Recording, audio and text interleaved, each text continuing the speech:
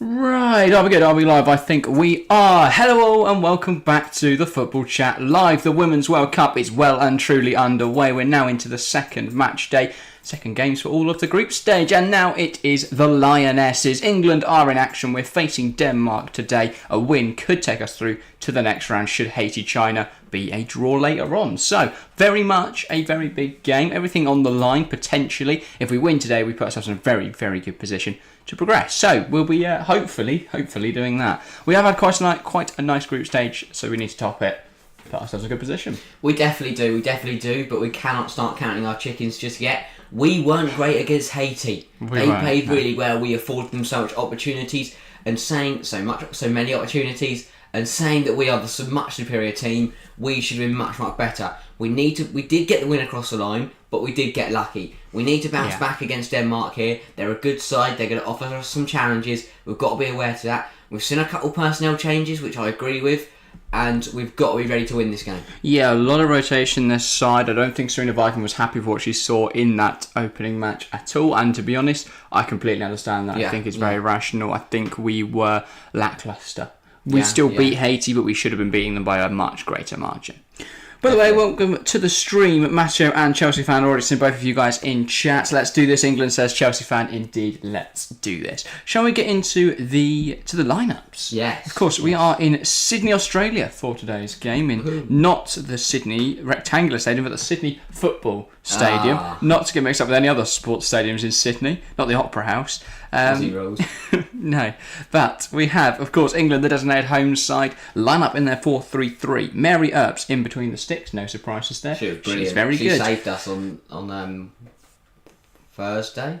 Saturday. Yeah, Saturday. But yes, she was very crucial in that game. Flat back four then of Lucy Bronze, Captain Millie Bright, Alex Greenwood, and of course Rachel Daly in at left back today. Big call there. WSL top scorer playing left back.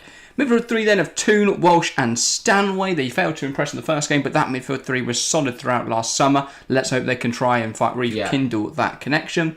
And then on the right we have Lauren James. On the left we have Chloe Kelly, though those two we know will be fluid throughout this match. And of course leading the line, Alessia Russo. Strong team. It is a strong team. I think Hemp being dropped, I understand she did not have a great game at all, and Lauren James is a very exciting player. She will offer Denmark a very, very tough challenge, try and mark her, try and keep her off the ball.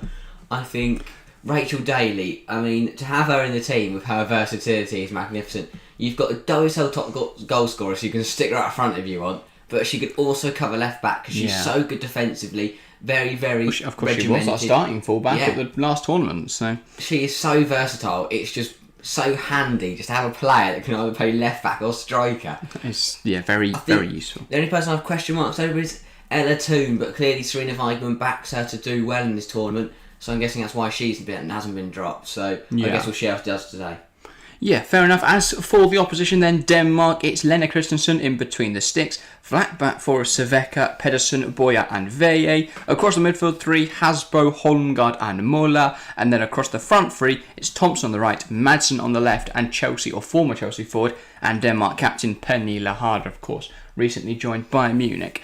She's a dangerous player, isn't she? She's the one that can be a problem for England. Yeah. She is a very good player. Quality finisher, good movement, a bit of physicality about her as well. And if you want to get her in behind, you can try to do that at least. So she's a big threat. We've got to be wary of that. Yes, indeed. Chelsea fans says South Africa are bottle jobs. I said 2-0. Thanks a lot, South Africa. Lol. Yeah, bottling a 2-0 lead. Yeah, so Argentina not a great sign. I was going to say they're really going to struggle to get out of that group. If Italy, Sweden is a draw today, then they'd have to pray for some sort of lucky goal difference thing on the final day. If one of them wins, then it could be even harder to get through. But really, really difficult final. It's a difficult group for both South Africa and Argentina. It's two strong teams in there with Sweden and Italy. But yeah. And Dara Azizi, welcome to the stream as well. I say morning, fellas. Great to see you, Dara. Morning. Welcome again. But yeah, we've got 9 minutes till kick-off. Anything else to touch on? We've spoken a little bit about the last game, that Haiti match on Saturday. What was the problem for England in that game?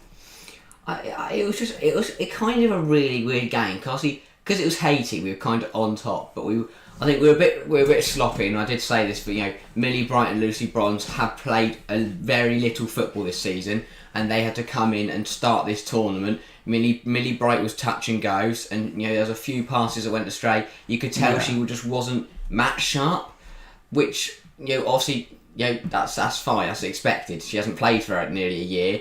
She was training by herself when they first joined up for this tournament. So she'll be happy to get 90 minutes in the bank, and hopefully she'll be all right today. Do you think that having Greenwood alongside her gives her a little bit more confidence in that role? Because Alex Greenwood, of course, is a starting centre half. Usually starts in half for Manchester City. So she's maybe just a bit more comfortable in there. She's teammates with Jess Carter, obviously. Of course. But Jess Carter isn't centre half. And I think that led to Jess Carter putting in a worse position, worse performance, because that's not a role she's comfortable in. Yeah, I think bringing Daly in is a good idea. I think it gives us a bit more attacking outlook from full-back. It felt like Bronze got forward, but Greenwood often sit. But this could give us two options, especially given we are playing an opposition we should be comfortable against. If they can both attack and defend in equal measure, and keep it regimented, then we should have a nice attack both sides. Because it felt like everything went down the right. Nothing came on the left, and that's often why Lauren Hemp struggled to get into the game, I think, because we didn't play anything down the left-hand side. But if we have fullbacks in both areas who can play, that means we should try and attack both wings. But also, we've now got, obviously, with Hemp benched, Chloe Kelly returns to her favoured left-hand side. Lauren James will take the right-hand side, which I think is better. Chloe Kelly on the right-hand side, obviously that isn't her strongest side. She prefers this left-hand side. Yeah, James is very versatile because obviously James can cut inside and strike it with either foot. She can go outside and cross it with either foot. So very, very versatile player, and I think she'll do a great job on that. I think she just offers us a really good app, because if she cuts in, she either has a shot, lays it off to Russo who has a shot, or she will have the overlap of Bronze, which I think that gives you three options there of things that she can do, problems that she can cause. But I do think we've got a point to prove. And it sounds weird because obviously we're England and we're very good, but as the reigning European champions coming into this tournament after last year, and after losing quite a few big names through injury, Williamson and Mead most notably, I think we do have a point to prove today, because if you look at that Haiti game, you'd probably say, we missed a Beth Mead in there, we missed a Leah Williamson in there. Yeah. So I think we've got a point to prove today, and against the Denmark side, who are pretty good at football. I think they're not a bad team, are they? No, we know obviously that we've only really picked up Penina Harder, but it's still a very decent team. They've got some players with some WSL experience. There's a lot of players that play in the Danish league as well, so maybe they'll have a bit of familiarity there. But they beat a China team. They were quite comfortable in that match, I would say. That China team is like the 6-time winner of the Asian Cup. Yeah. That is no slouch, that China side. And, you'd expect them to beat Haiti quite comfortably today. And yet Denmark still were quite comfortable about them, against them. But Dara says the US team are getting a lot of flack over here for refusing to sing their national anthem. This could affect their performances. I think if you're going to have the bottle to not sing the national anthem, you're probably going to have the bottle to be able to deal with the media, I would say. Yeah. But, it definitely could. We don't know how, because all players deal with criticism differently. Yeah. But you'd imagine that the general consensus around the camp will be to try and ignore everything from the media back home. But they should still be comfortably getting through against Portugal on, is it Tuesday or Wednesday? Yeah. They play there. As you say, things can be taken, because I think you look back at last year's Euros, England won. Yes, obviously they're a quality team, but the backing they had from their nation is huge. I think the same could be here. Do you think that could have an impact? Because not in terms of the media back home, but the fans there. Because often the home crowds can be really useful. The people coming watching. There's a lot of England fans in Australia. There are a lot of Netherlands fans as well, and I think that's helped them massively. The US haven't got such a strong presence out. And there's a lot of fans, but if they start to get annoyed by the national side, then you might have less support there. If you're under that impression that your home fans on the other side of the world are not happy with you, they don't believe in you to win the tournament. They're not going to put their faith in you to bring it home. Yeah, I think it's probably over pay disputes still, isn't it? There's been a lot of protests expected for this World Cup. Fair enough. Nigeria threatened to pull out of the opening game or boycott that opening match against Canada. Fortunately, they didn't, because we got to watch that game. But there is a lot of pay disputes. The Nigerian team, by the way, haven't been paid now in 2 years. So they've not been paid for the last World Cup 4 years ago. So they've not been paid for the last two tournaments because they weren't paid for AFCON either. So that's the big problem. There's a lot of pay trouble at the moment in women's football, and hopefully after this World Cup that can all be sort of sorted. But Matthew then predicting 2-0 England. Speaking of which, we should probably get into our predictions. What are you thinking? This is going to be tough, and if we play up against Haiti, we're bang in trouble. Yeah, of course. But I think we'll be alright. I think we'll step it up. As we said, those couple changes could really make a difference. So I'm going to go 2-1 England. I don't think we'll hit a clean sheet. Ooh. I think Pernille Harder will get on the score sheet for Denmark, but that will be after Lauren James gives us the lead. Pernille Harder equalises, and then it'll be a winner through Ella Toon. Yeah, as much as I want to predict a comfortable win, because we've not seen many comfortable games in this tournament, and England weren't standing in their opener, I'm going to copy Matthew's prediction. I'm going 2-0. Yeah, I think we'll have I think we'll be the dominant side. It's just about creating those chances. It's just about finishing those chances, which we failed to do in that opening match. So I will go for goals from. I'm going with Rachel Daly from left back. I think the ball's going to drop to her at the far post, and she'll volley it home, and then everyone will be questioning why she didn't start up front. And I will go, I think Stanway. I think Stanway will get her second goal of the tournament. From the spot or from open play? I'm hoping from open play. Alright. You never know. I think, I'm thinking first sort of outside the box screamer of the tournament. She just lets one fly. Rather top than get corner. under it and smash over the bar. Yeah, exactly. Alright. I like it. But yes, Matteo says Australia might get grouped. Not wrong there. Big trouble. Big trouble. We haven't mentioned that yet. But obviously, if they beat Canada, they're fine. They should get through. But they are in trouble. Home tournament, going 1-0 against Nigeria and losing 3-1. I was going to say, 3-2 in the end, yes. Yeah. But that's not the ideal result, of course, for Australia. No. But they will have Sam Kerr back for that final game, hopefully, massive. Which could make a big difference. She could just rock up and score a hat-trick and really make it anticlimactic. Could do that. Anticlimactic. Yeah, you did say it right at first. So, but yeah. Chelsea fan going for 2-1 England, fair enough, and Dara Aziz going 1-0. So I think it's a very, very similar sort of thought process here of, England, we are the better side, but we didn't have the best of games in the first match. No. Today is just about getting that win over the line, just about getting into this tournament a little bit more, hopefully scoring a couple goals. Definitely. We need to bounce back. It feels weird to say we need to bounce back after obviously beating Haiti, but it kind of didn't. It felt like we dropped points, really. Yeah. Do you think that Denmark, in a way, is an easier opponent because we know them? Yeah. Haiti posed the biggest problem on the counter because Millie Bright and Alex Greenwood and Jessica Carter couldn't really keep up with the pace of Melchi Demornay or with the pace of, I can't for the life of me remember the striker's name. No. But her as well. But I think that today we know Pernille Harder. Yeah. They know Pernille Harder much better than we do. So they'll know how to deal with her. Millie Bright in particular will know how Pernille Harder plays. Yeah. I think today it's easier to beat the opponent than it was against Haiti. It definitely is. But also we know Denmark, they'll probably sit defensively, but they're not going to do what Haiti did and put backs against the wall and just hoof it long every time that they got the ball. They're going to try and play football when they can. Yeah. When they get the opportunity, they're going to try and find Pernille Harder and co. So it will be easy to break them down, I feel. Yeah. So if we play to the standard we know we can play to, we should be okay. Yes. Matteo says history is on your side. 18 years never losing to Denmark. That is quite the record, of course. Hopefully we can increase the amount of time that we've never lost to Denmark and beat them again today. But yeah, Kane Holloman, welcome to the stream as well. Good morning. Great to see so many people in chat for this early morning game. Hopefully you can join us throughout the fixture. Throughout the what's it called? Contest. Yeah, contest, of course. But yeah, great to see everyone on this fine Saturday morning. Friday morning. I'm so lost in terms of what time it is anymore. We're through, and then against China we're basically through. And against China we can probably rotate round a little bit, give some chances for players that haven't had a chance yet. But I think even with Hemp, I think we've got to remember, even with Hemp bench today, she can still come on and make a difference if we need her to. Yeah. She's still a fantastic player. She had a really poor opening game. Yeah.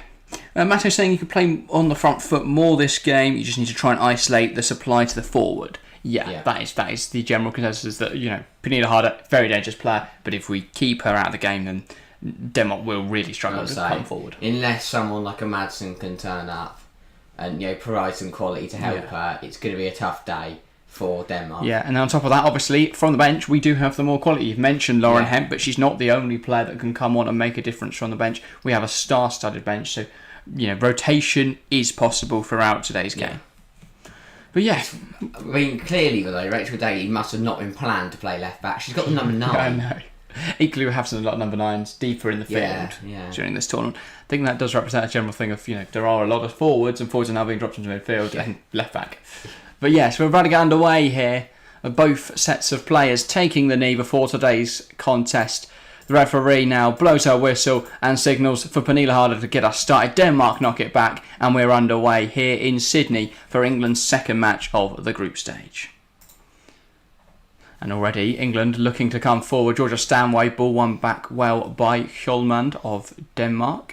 And as always, by the way, with these games, we will struggle with the names early on for the opposition, as we usually do. But bear with us with any mispronunciations and such. But yeah, on the ball now is Georgia Stanway looking to go long with it. Alessia Russo giving chase, but that's gone off the pitch, off of a Denmark player. Yeah, Connor Crowley, welcome to the stream as well. Come on, England indeed. Hopefully, the Lionesses can win. And looking at the polling chat then, 8 votes, 88% England. That is what we like to see. 12% going for Denmark as well. Get your votes in, everyone. Get your votes in. Yeah. That's a long throw and a half. Lucy Bronze, though, winning it back. Now Bronze trying to take on Madsen, the winger. And she's doing well to hold on to the ball here. Back now to Millie Bright. And now to Earps. Earps across to Greenwood. But for England, we should be dominating possession today. As we're seeing already, very comfortable moving the ball around the back. Very comfortable in possession. Hopefully we can keep this up. Chloe Kelly now driving inside. It looks like Kelly is on the right, by the way. And James on the left. Stanway trying to win the ball high up the pitch. James. I guess objective knocks it out wide. Here is Rachel Daly. Ella Toon again. Can't really find the pocket of space she needs to take a shot. Here is Lauren James, though, out wide. And she spun her defender, puts the ball in, but it's over the top of everyone. Lucy Bronze can keep that in play. Bounced off, didn't it? Defence bounced off the field, yeah. Given then by the liner. But yeah, England basically have the support of Australia in the stadium. Yeah, I think that will be an advantage for England. I think there will be a lot of fans that have had. There's a lot of fans that have headed out to the tournament. Of course, there's more likely to be fans from England that live in Australia. Yeah, because English-speaking people tend to only go to English-speaking countries. But yeah, so they do have that slight advantage there. As soon as you're able to, you usually try and get out of England. I think Serena Weigman will want a much improved performance. There's a lot of writing going down her notepad against Haiti. So I'm sure they had an open training session during the week. I'm guessing they would have worked on everything that she wasn't happy with, which was probably a lot. Yeah. Connor, by the way, is Irish and was supporting Ireland, but now they're out, is going to be supporting England. Fair enough. I feel for Ireland because they gave both games a very good go. 2 very difficult games against Australia and Canada. They pushed both teams right to the wire. They got a horrible group. They did. There's no... we can't beat around that. That is a terrible group. If at the end of the day, it came down to them scoring an own goal and giving away a penalty. Yeah. Because if they were seeded in the same position, if they were the 4th seed in this group rather than Haiti... I'd back them to get through potentially. Yeah, I think they could beat Denmark. I think they could possibly beat China. I think they could. They would beat China. They'd possibly beat Denmark as well. They won't pick up a point against England, but or at least they do a Scotland to get their 0-0 cup. As I say, at one point on Wednesday, we were looking at Ireland being through after Katie McCabe's corner, and we think they could play England as they came second. Yeah. Sadly, didn't make it through. Right. I mean, that is the fragility of knockout tournament and tournament competition. Though Pernille Harder feeding it through there to Hudson doesn't quite come off, and England back in possession now. But yeah, that is the fragility of knockout competitions of tournament football. You can be on top of the world 1 minute, and then by match day 3 you're going home. That group's a perfect opportunity. Australia looked comfortable. Bang! Suddenly their pressure's off. They could finish back with a group if Ireland win on next week. Ireland would look like they're going to come second, and now they're out. England here under a little bit of pressure. Pernille Harder winning it, and then Bronze putting it out of play. Still looking the more comfortable side. Still Stanway struggling. She got caught very early on when she on this right hand side when she put that just smashed that long ball into the air, and she's kind of just been hobbling about for the first couple of minutes. It is a worry. Of course, Georgia Stanway, a very key component of this England team. I do find it surprising the England midfield has stayed the same because I don't think they were good enough. I feel like the midfield was a big problem on. I think out of anyone, I would probably bench 2. But clearly, as I said, Serena must believe in her to perform today. I guess so. That is one of the only positions which is a little bit difficult to replace. Like, you could bring in Zellum, but without someone like Frank Kirby, who do you play in attack midfield? But to give Zellum a first ever international tournament start, against Denmark is risky. Well, exactly. So in there, I can sort of understand from that point of view why you do keep the midfield the same. Obviously, Frank Kirby was magnificent in the Euros last year. We really do miss her. Anyway, Denmark looking to come forward here. Veja. This is a sort of area where if we could pick up the ball, as we have done there, we could attack. Here is Lauren James. Has to turn on it. Goes back to Greenwood. And now across to Bright. Just the way that Lauren James twists and turns makes everything she does look so much better. Yeah. She's very smooth in possession. Russo picks up the ball in a nice area. Stanway, past the Toon cut out. Here's Walsh. Daly. And now James. Lauren James could strike it for England. And she has! Lauren James. What an effort. And that is exactly why she was brought into the side. Lauren James scoring on the biggest stage. That is why they brought her in today. Big goal from Lauren James. Cutting in there. Finding the far corner. That is an excellent finish. Absolutely no hope for Christensen between the Denmark sticks. A great finish from James. England 1-0 to the good. Brilliant strike. We see a lot of this tournament where players pick the ball up the edge of the area and get under it and sky it. Lauren James, confident in that role. Not a chance was that going to be stopped. She was closed down by the defenders. She just curls it round them. Yeah, Christensen couldn't get to that. That is a finish and a half. Goal of the tournament already. Absolutely, she could have hit that any better. They're the type of moments she'd have woke up this morning and thought, if I could just hit a ball like that, score a goal like that. Great finish, great start, 5 minutes, 1-0 up, exactly what the doctor ordered. Kane's waited till that goal goes in before giving a score prediction, then going 5-0 England. Yeah, it'd be nice to get a big win. Much better start to the Haiti game. This is what we were saying though the other day. We looked back at the tournament last year. England won the opening match 1-0. It wasn't a fantastic win against Australia, though Veja almost catching out. Mary Earps there was just a cross aimed at goal. But yeah, we only won 1-0. We then beat Norway 8-0 in the second game. I mean... And that Norway team is brilliant. Yeah. So, yeah, if we could replicate that sort of stuff, struggle in the opening match, then in the second match we play a Scandinavian side and beat them 8-0. The thing is with Lauren James is she's the type of player that can win you games. No matter, it could be a random WSL game, it could be a friendly, it could be a World Cup final. And I think that is just the quality she possesses. Because she can score goals like that. She's started, this is her first start in an England shirt, I believe, in a competitive game, in an international tournament. And she's picked the ball up and slapped it even in a competitive game. Yeah, I believe because she only... Does she not start any of the warm-up friendlies? But warm-up friendlies would be a friendly. She also... Finalissima she started, but I wouldn't say that is a competitive game. They don't have a trophy though, to be fair. But she's just a magical player that will pick the ball up and score goals Bronze. Like that. This is nice play. Lucy Bronze. Here's Lauren James. Daly can put this into the box now, blocked by the fullback, but you do feel like Denmark are holding on for their lives here. Yeah. And Connor going for 4-0 England, so nice to see the predictions rolling here. Yeah. After we've already got a goal.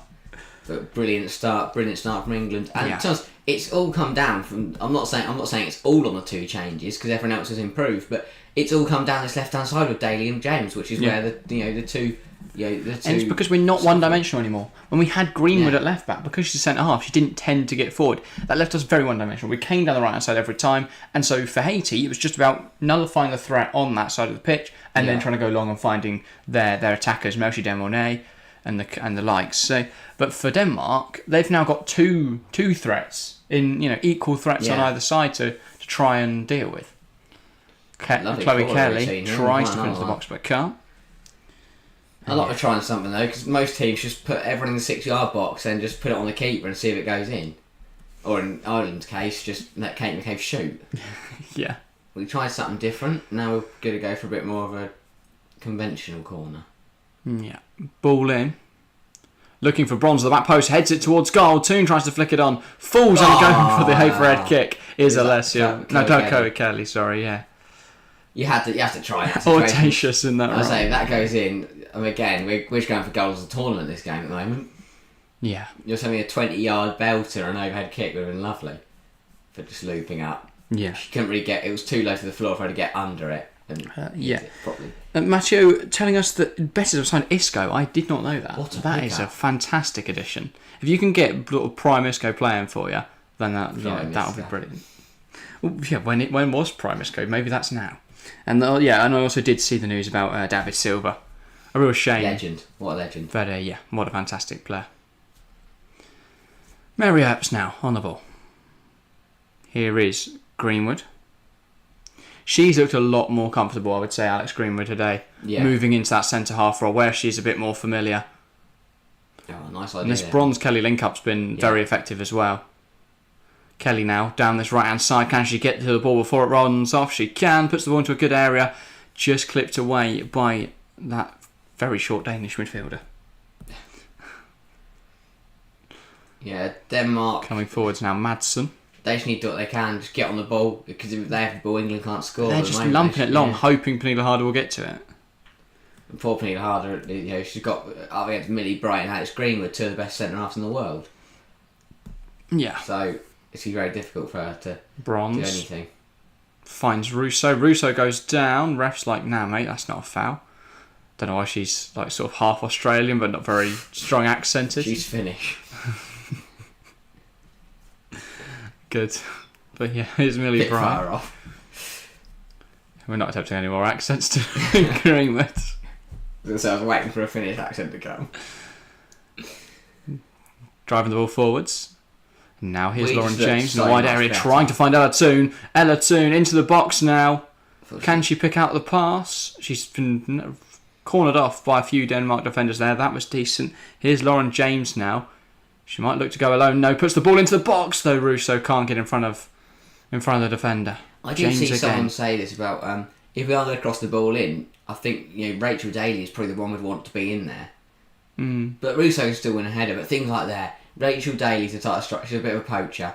She'd have just got in front of her opposing defender and just got a slight touch on it and prodded it home.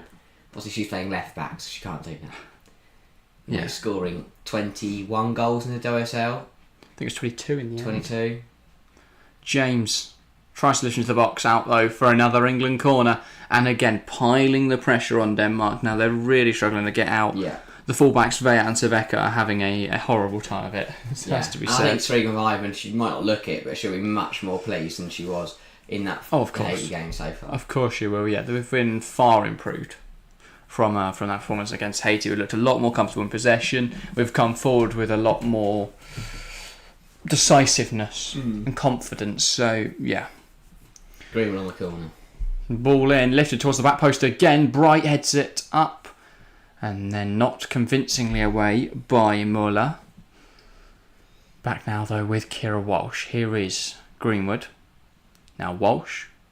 Greenwood. Bronze. And Greenwood again. I think England at the moment just passing around the back while Millie Bright gets back into position after that corner. Lauren James now. Turns on it, realising there's a bit of space behind her to drive into. Then goes out wide to Rachel Daly. Greenwood. Walsh, back to Greenwood. Finds James in a wide area. She'll look to drive inside now. Lauren James. Forced back to Walsh.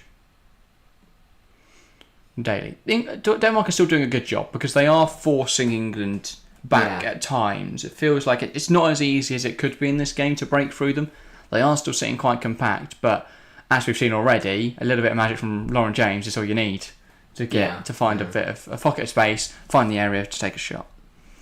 Speaking of Lauren James, here she is on the ball, now across to Stanway, plays a 1-2, now Walsh, Daly. I mean, the passing numbers are going to be fantastic for England because this sequence has been lengthy. Stanway clips over the top, looking for Bronze, cut out well by Vea at fullback. And now Madsen putting the pressure on, Muller putting the pressure on, puts it out of play. Bronze. Tries to go short to Kelly. Vea wins it. Back to Bronze though. She plays it to 2. Now Stanway. Bronze in an onside position. Can cross this. Looking for options in the box. Lauren James at the back post is not the option you would have wanted. But a decent ball in doesn't meet anyone's head. But yeah. Not bad from England. We're still playing as the better side. We've definitely got the ascendancy here. Doesn't England win guaranteed qualification? And Matteo is right in saying not yet. No, if we win this though and Haiti China draw later today, then we would be through. Yeah, but even if China win, it will come down to goal difference if we were to lose to China. Yes. Or Haiti win. Or Same parameters. Yeah. So Haiti. Though if Haiti win, we would also be free. Yes. Because Haiti and Denmark both can't win the final match day.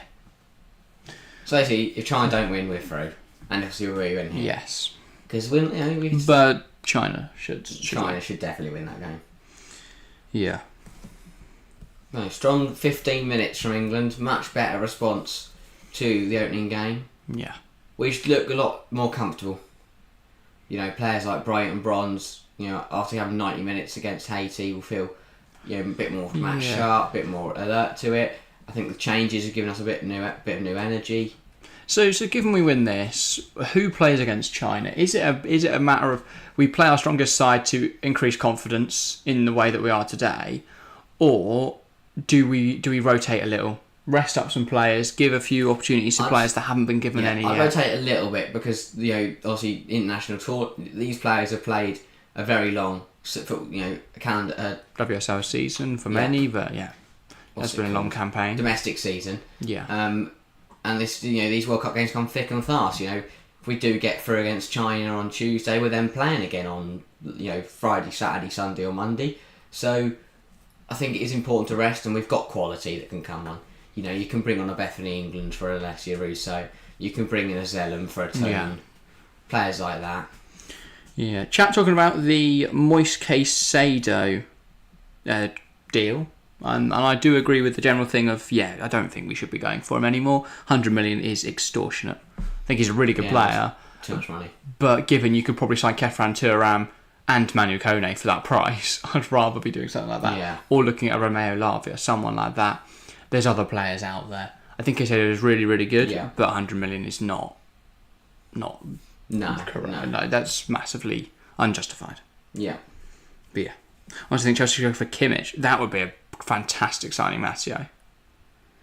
But yeah, I can't imagine. Well, to be fair, probably be a similar price to Casado at this point. He's a magnificent player and he's versatile. Yeah, he can cover it right back if you really need him to. And obviously, we do have Gusto and James, but does provide a sort of third option in there. Obviously, so nice to have a backup right wing back. Lavia's too expensive. Well, I think 50 million for Lavia is not overkill. I think that represents. But also, if you wait until the end of the window, you might get a lower price from Southampton. Well, if you wait, you're probably going to lose them because you go to Liverpool, but yeah. Yeah, that's true. Liverpool don't even midfield. Russo, the ball through to her, can't quite find her. Yeah, defender holds her off well and lets the ball run out of play. Yeah, we're kind of just taking our time now. We're not going. No need to go hell for leather for no. This Lauren James goal, watching it back again, about 20 yards out. Yeah. Curler, absolute beautiful. 21 metres. I don't know how that translates to yards, but a lovely effort. Yeah, gets to the edge of the area. What a strike! And just sort of places it to that far post. That's the thing. She placed it, but she also got the power behind it. And I feel like that's what's been lacking with a lot of the long shot efforts that we've seen at this World Cup. They either go full for power and just smash over the bar, or they go for placement and they don't put anything on it. But a perfect combination there, just cushioning it into that far corner with enough power that it does make the net ripple. Bronze has done superb to keep that on, I thought. She kept that on. I think she kept that on. Lino disagreeing. I think she might have gone off, but the ball didn't. You know, it's usually that debate when you shoot, do I go for placement, do I go for power? Lauren James put both on it. Yeah. Just a magnificent strike from a magnificent player. And I think it is good, you know, because obviously the first game was, you know, if I remember correctly, it was very, very close to the starting 11 that started the Women's Euro, started the Euros last year. Yeah. Apart from one or two exceptions. Which I think... Yeah, Kirby too. Yeah. Russo coming into the side as well. And obviously no Leah Williamson. Yeah, or Mead. And no... Okay, this is... No Rachel Daly either. Yeah. But it's... You know, I think it's good to have a bit of difference. You know, Lauren James obviously wasn't there. Yeah. Rachel Daly, well, she scored 22 goals at WSL since that tournament. Just a bit more of a fresh team. Alex Greenwood obviously didn't play because Williamson was fit. Chloe Kelly, who usually came off the bench. Russo. Toon. Now James out on this left-hand side, looking to cut inside again. Goes again for goal this time, though. It's a much easier save for the goalkeeper. She is dangerous. Lauren James is very dangerous. Yeah.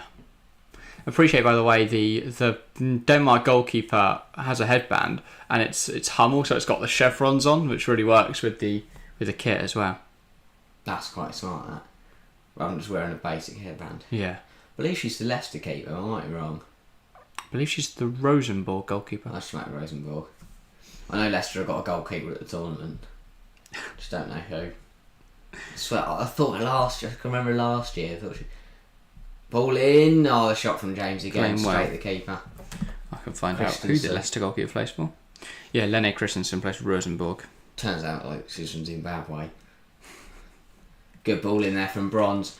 Lauren James didn't really shoot. I think she didn't think Russo would miss it, and it kind of just hit her knees. Unless they've sold someone, they've got a German goalkeeper, but I can't imagine she's usurping. She's on loan anyway from Bayern, but can't imagine she's usurping either Merle Frums or Anne-Catherine Berger from the side. No. Then they've got 3 English goalkeepers who, in a similar position, aren't finding their way through to the English setup. But yeah. We'll find out who it is at some point. Zubimendi from Sociedad could be a great shout. That is a great shout, Mattia. I think he's a really good player, though. Don't Barcelona have a lot of interest? I know Barca aren't exactly, negotiating from a position of power. They've got no money and no... Do you want to play for free? Toon has a go into the kick. Yeah, it's not even the fact they've got no money, so they can't actually spend any of it due to the restrictions on purchases in the league. Yeah. Gary, welcome to the stream. It's Wagwan fam. What's happened to Gary? Can we have Gary back, please? I got this random man that's just like... Welcome back, Gary. Great to see you. But yeah. Anyway, England now. Back in possession. Walsh. Here's James. Has nowhere to go there. Possession won back well by Denmark's number 10. Who is, of course... Don't know. Harder's number 10. I think that might have been 19 though, Thompson. So you got front three Thompson, Harder and Madsen. Yeah, and then Muller is playing attack midfield. Holmgaard, Hasbro the pivot. But yeah. And they built them like board games. Hasbro, yeah. I think it's Hasbro. I was going to say. I mean, it doesn't matter either. Her name could be Hasbro. It doesn't mean she made the board game. She might have. Really bright. She's looked much more comfortable today. She was she looked a bit panicked and rushed and had a lot of slotty passes and misplaced balls against Haiti. She's much more calm, much more composed, which is what we expect from Millie Bright. Great centre half. Yeah. England throw on this right hand side. Bronze taking her time. Don't really know why. She looks injured. Or looks knackered. Either way. Back playing again. Bronze. Greenwood. Back to Bronze. Looking for that ball over the top now, Lucy Bronze. And Merle winning it back, but it falls into the path of Greenwood. Now Daly needs an option down the line. Merle, though, wins back from a poor pass from Rachel Daly. It kind of just looked like Daly just passed it to her. Thompson. On this right-hand side, Merle creating the overlap. She could come inside, goes to Harder, finds a pocket of space, Benila Harder! Oh. And that was close. That was way too close. Like it was actually Madsen getting in that role. Way, way too close there. Yeah, a bit worrying. A bit sorry from Rachel Daly. Obviously, it's been only a year since she's played left back. Just cutting that ball through there. And again, Alex catches Greenwood. out Greenwood. Earps wouldn't have had any chance if that was hidden. If that was on target. Greenwood can't afford to let her turn like that. No. She's going to cause, she'll cause problems, and again, we said this against Haiti. We had a few let-offs. That is another let-off for England. I mean, yes, we've had looked good 24 minutes, but we cannot afford to give them chances like that. So that's a Pernilla Harder in that area. That could be a goal. Yeah. Russo. Look to go down the line. Madsen, though, wins it off of her, and then rightfully a free kick is awarded. But yeah. Madsen, great turn there. Just using her right foot to roll and pivot, catching Greenwood out. Shot just wide. Yeah. Yeah. Close though. Very close. And yeah. Oh, well, we got lucky. We did indeed chase around. Very fortunate there. We do need another goal, I think, Phil, just to make me feel comfortable. Daly puts the ball in. Ball in, and it's headed away. Toon trying to challenge for it in the air, and then... Leathered out of play. Yeah. I think that was Merla dropping back in to help out defensively, the attacking midfielder, and just batted it away. We need another goal. Yeah, definitely. For to be comfortable in this game, we definitely need another goal. But we have threatened to score again. To be fair, that was Denmark's first chance of the game, but it was a chance of very high quality. And again, stopping possession. It's concerning because they're coming forward now. Ball release to Thompson, who gets the other side of Greenwood. Rachel Daly needs to get back in now. Does well, and Thompson takes aim over the bar. But England need to wake up because we're getting played through way too easily. I don't think Serena Vine will be happy with this. No, Denmark is starting. Again though, Greenwood just caught out with a long ball, just kind of got wrong-footed when she was running back. Earps probably would have had it covered, it was on goal. And just feels like we lack that defensive solidity which made us so difficult to beat. And I think we know, that comes through a big omission of Leah Williamson. Yeah. Not only her as in terms of her as a player, but her presence and her leadership and her organisation, because the team feels unorganised, disorganised, discombobulated. Millie Bright, great leader, captain of Chelsea. Of course. She isn't the England captain. She is obviously at this tournament, but Leah Williamson is our captain, has been for a few years now. Millie Bright, she'll step into that role well, and I'm sure she'll lead it very well, but every leader's different. Yeah. Matt says Chelsea should look at Thiago Almada from Atalanta. He is a baller. He is, but we don't really need more attacking players, I wouldn't say. No. Like, if we're going to sign another player up front, it's going to be a striker, an out-and-out striker. Or Kylian Mbappe, because you can't not sign Kylian Mbappe if you've got a chance. You get a chance to sign Kylian Mbappe, you go, nah, I don't need any attack this. Yeah. We've got Mudryk, why do we need Mbappe? We've got David Datro Fofana. I mean, yeah, he is out on loan, but yeah, so we could make room for Mbappe. Yeah. But yeah, Walsh. Daly. Who's that? Goes to Toon. James took a moment, but now wakes up, gets involved with the play, puts to the back post, falls to Bronze. She tries to enter off a Stanway, but cut out again. Coming forward now, Denmark. They look dangerous. I didn't think Brighton Green were there. I thought we'd there. Harder. Running at Millie Bright, ex-teammates. Wants to cut inside, takes aim, and it's a good save from Earps. Well watched, but it's Denmark coming back to this game. A few chances now of good quality. England cannot afford to give. If we keep giving these chances, again, it's sloppy in possession. And I said about a couple of minutes ago, we looked very comfortable. We looked composed in possession, and now we keep giving it away and giving them chances. We have still had 82% possession in this game. 5 shots, 4 of which are on target. So I mean, we're playing well. Yeah. But we have got to be wary of Denmark. If we keep giving Denmark these chances, we're going to be bang in trouble. Yeah, and Dara asked how many shots have we had how many shots have we had since the goal? I don't know. I feel like it would be not many. We've had 5 in total though, and I feel like that would have only been our second shot of the game. So maybe we have had a couple. Obviously, Lauren James cut in and forced a save out of the goalkeeper. Toon had one. Then one hit Lauren James's knee and went to the keeper, and that counts as a shot. Technically it hit her body and then went on target. Bright head sideways. Bronze.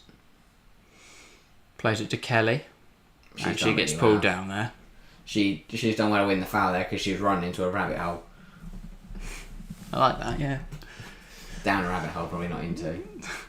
Yeah. So it kind of just turned into trouble where there was, was it murder? We're just waiting for her. Murder. England back playing again. Bright.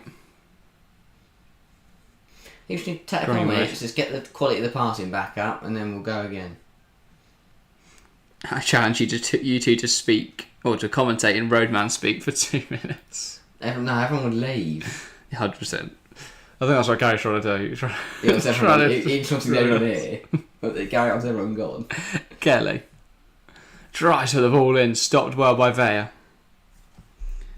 Gets across that really well. But yeah, it feels like we're not as threatening as we were in the opening few minutes. No. Denmark now know how we're going to try and come forward, and they're off. They are marking tightly out in the wide areas, stopping those balls coming into the box.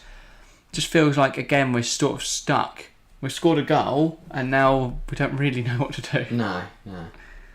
But yeah. Scoring from this corner would be a very good way to stop that. But yeah, Chloe Kelly going to put this ball in. That's over the top of everyone, but Bronze can head it back across the box. X actually goes on target this time, just over the bar though, hitting the roof of the net. And yeah, not far away from Bronze. Indeed. Better corner, better delivery, better header, just over. Not bad though. That seems to be the plan from the routines, is to go deep to Lucy Bronze, and she either heads it back into the area or has a go herself. Yeah. But no, good half an hour. A few things we could improve on, but good half an hour. Christensen goes long. Stanway challenges for the ball, but she's over aggressive, shoving over the number 8. Yeah, a bit just unneeded really. Needed a shover at all. Ball gone well over their heads. And now Denmark, deep free kick, they use it as an opportunity to get everyone up and just put it into the box and see what problems they can cause. Yeah, here's Vea, the left back, over this then. They've definitely got players that have that height. We saw that in the opener. It was Pernilla Harder's a header across the box, which then someone tapped home that gave Denmark a win against China. If they can do that again, they'd be level. Ball in, and let's go out for an England goal kick. Well left by the England defence. Yeah. Let's make sure that everybody left that and didn't put it behind for an unnecessary corner or anything like that. They are taking instructions from, I was going to say a manager. It's not a manager just sat on the bench. I don't think he's moved. Yeah, no, Lars Sondergaard. Experienced manager. Managed Denmark since 2017, but not showing any emotion. Doesn't really seem too bothered by the fact that he's the way he's seen him playing. I don't think Denmark are necessarily playing badly though. No. Since the goal, they've nullified any further threat from England. And the goal was an absolute worldie that no one's going to stop. Easily could have had a goal in this game. The Madsen chance where she spun Greenwood could have gone in. Harder had a go. Harder did have a go as well. So definitely options. England coming forward now though. Russo, James trying to feed through Daly but can't. The whole Denmark front three's had a go each. Just either wide the mark or into the hands of Mary Earps. Who is, I think, having a reliable goalkeeper is massive. Like, we know whatever the situation we're in, Mary Earps will get us out of it. Look at the goals against the saves she made against Haiti were massive. Yeah, in particular to Welsh Demonet. Yeah. Or Dumonet. Yeah. Really good performance. Walsh, fantastic turn that from Kira Walsh. Kira Walsh just going out of business like she usually does. Back to Walsh. Now Bright. Lifts it out wide. James brings it down nicely. Now Russo. Daly. Puts it into the box. I like Bronze, and it's stopped by Vea. Brilliant defending that. I don't know. I think she wanted a goal kick as well. She didn't touch it. She just put her body in between the ball and Bronze and managed to see it out. Or do I hit someone? I think it may. Hit Bronze. Yeah. Yeah, go off the foot of Great Lucy defending Bronze. from Vea. Really good spot from the referee as well. Bronze apologising to Daly that she didn't get there, but not much she could have done. Brilliant piece of defending. Not to be fair, she did get a foot to it, so that was into the box. True. Then Anyway. 30 minutes gone here then. You've been impressed by England, or do you still think that we are not playing 100%? No, I don't think we're playing 100%, but I'm still happy. Yeah. I think we're doing the performance is plenty good enough. It's a much better performance, isn't it? Indeed. Feels a lot more controlled. Vea win the ball back again. She's looked exceptional in this game, to be fair. She really nullifying the threat of Lucy Bronze. Tries to play it across, cut out by Walsh. Stanway then getting involved. Here is Muller. Who's out on the deck? And now play will be stopped. This isn't good. That's Kira Walsh is down. She's in pain. She's coming off. This is really not good. England players trying to get her back to her feet. She had to say, "Now, mate." Stretching there. It's the way her studs go into the ground. It seems just to cause a problem for her knee. But you could just tell it's one of those things. She immediately knows that she's not gonna. I mean, she has. I think she had I swear she had an injury recently, or at some point. This is a big concern for Walsh, for England, for the rest of the tournament, because she is. It'll be interesting to see who Serena Weigman looks. She's not staying. She's not staying on in this match. And I think Serena Weigman was like, shit. No, yeah. Because who's our? Do we have a backup defensive? We've got to have a massive backup. FIFA sent a doctor on. He looks like he's going to help everyone. He looked like the most unconvincing doctor ever. He hasn't got that doctor's stride, so... And he just walked over. He just strolled over and then kind of just peered over the shoulder of the physio. Because the physios all sort of like run on, don't they? Serena Weigman. Loves that goal from Lauren James. Yeah, big fan of that strike. But her expression has definitely changed here with a crucial part of this England team on the deck and going to have to be replaced here. Yeah. Millie Bright. I think talking about, because there's a lot of talk about obviously Lauren James in the media, and she's living up to that expectation now. Big goal there. Chelsea fan saying England need to play a lot better if they want to win the World Cup. Probably so, but we have still played well, and Kira Walsh will go off on a stretcher, and is surely a doubt for the rest of the tournament now. Big worry. I mean, hopefully she's all right. I mean, I definitely don't play against China now. Hopefully, maybe she's all right for the round of 16, quarters, semi-finals.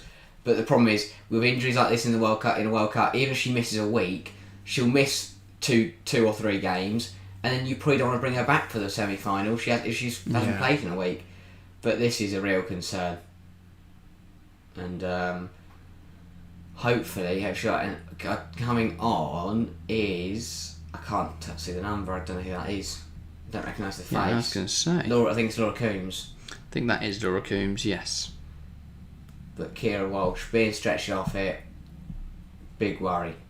But we've got to regroup. We've got to bounce back. Hopefully she's all right, and we've got to continue on this game. It's good to see that neither of the leg things in the stretcher are being used. So implies that she's clearly in a lot of pain. Hopefully it's not as bad, but it does seem like this could be her tournament over. Yeah, definitely. Hopefully not her season, though, for her sake. Definitely not. Either way, though, this is a big loss for England. A big loss. Kira Walsh going off on a stretcher after just 40 minutes in this game. Weigman going over. That's the head. To go and give a little pat on the head. And Laura Coombs will come on to her. She covered 3.6 kilometres. Big boots to... 3.6 kilometres in 37 minutes. She is crucial. Yeah. Laura Coombs, as you say, has got to fill that hole, and we've got to bounce back. We've got to carry on like nothing's happened. And does this hand a slight advantage to Denmark? Not obviously. No one goes, come on, Tom's got injured. Like the manager's there doing knee slides, but they've had a moment now to regroup, to just get back. But it's a psychological advantage. As a player, it is very hard to carry on playing when you see your player teammate get stretched off, especially when it's such a key player as Kira Walsh. But I think it's not your own teammate. It's your mate. Exactly. You're just in your best mate. That could be a World Cup over. You're going to feel bad for her. You're going to worry about her. So England have got to regroup, carry on like nothing's happened, and play this game as it should. And then after the game, we can worry about her and see how bad the injury is. James twisting and turning. That's what she does best. Honestly, good on the ball. The ball is like. It's like it's glued to her feet. As soon as she gets the way she just holds onto it constantly. It sticks to the inside of her boot, and she just swivels and spins with it all the time. Yeah. Guys, to see you fellas. Might put back in towards the end of the match. Alright, thank you guys for tuning in. See you later, mate.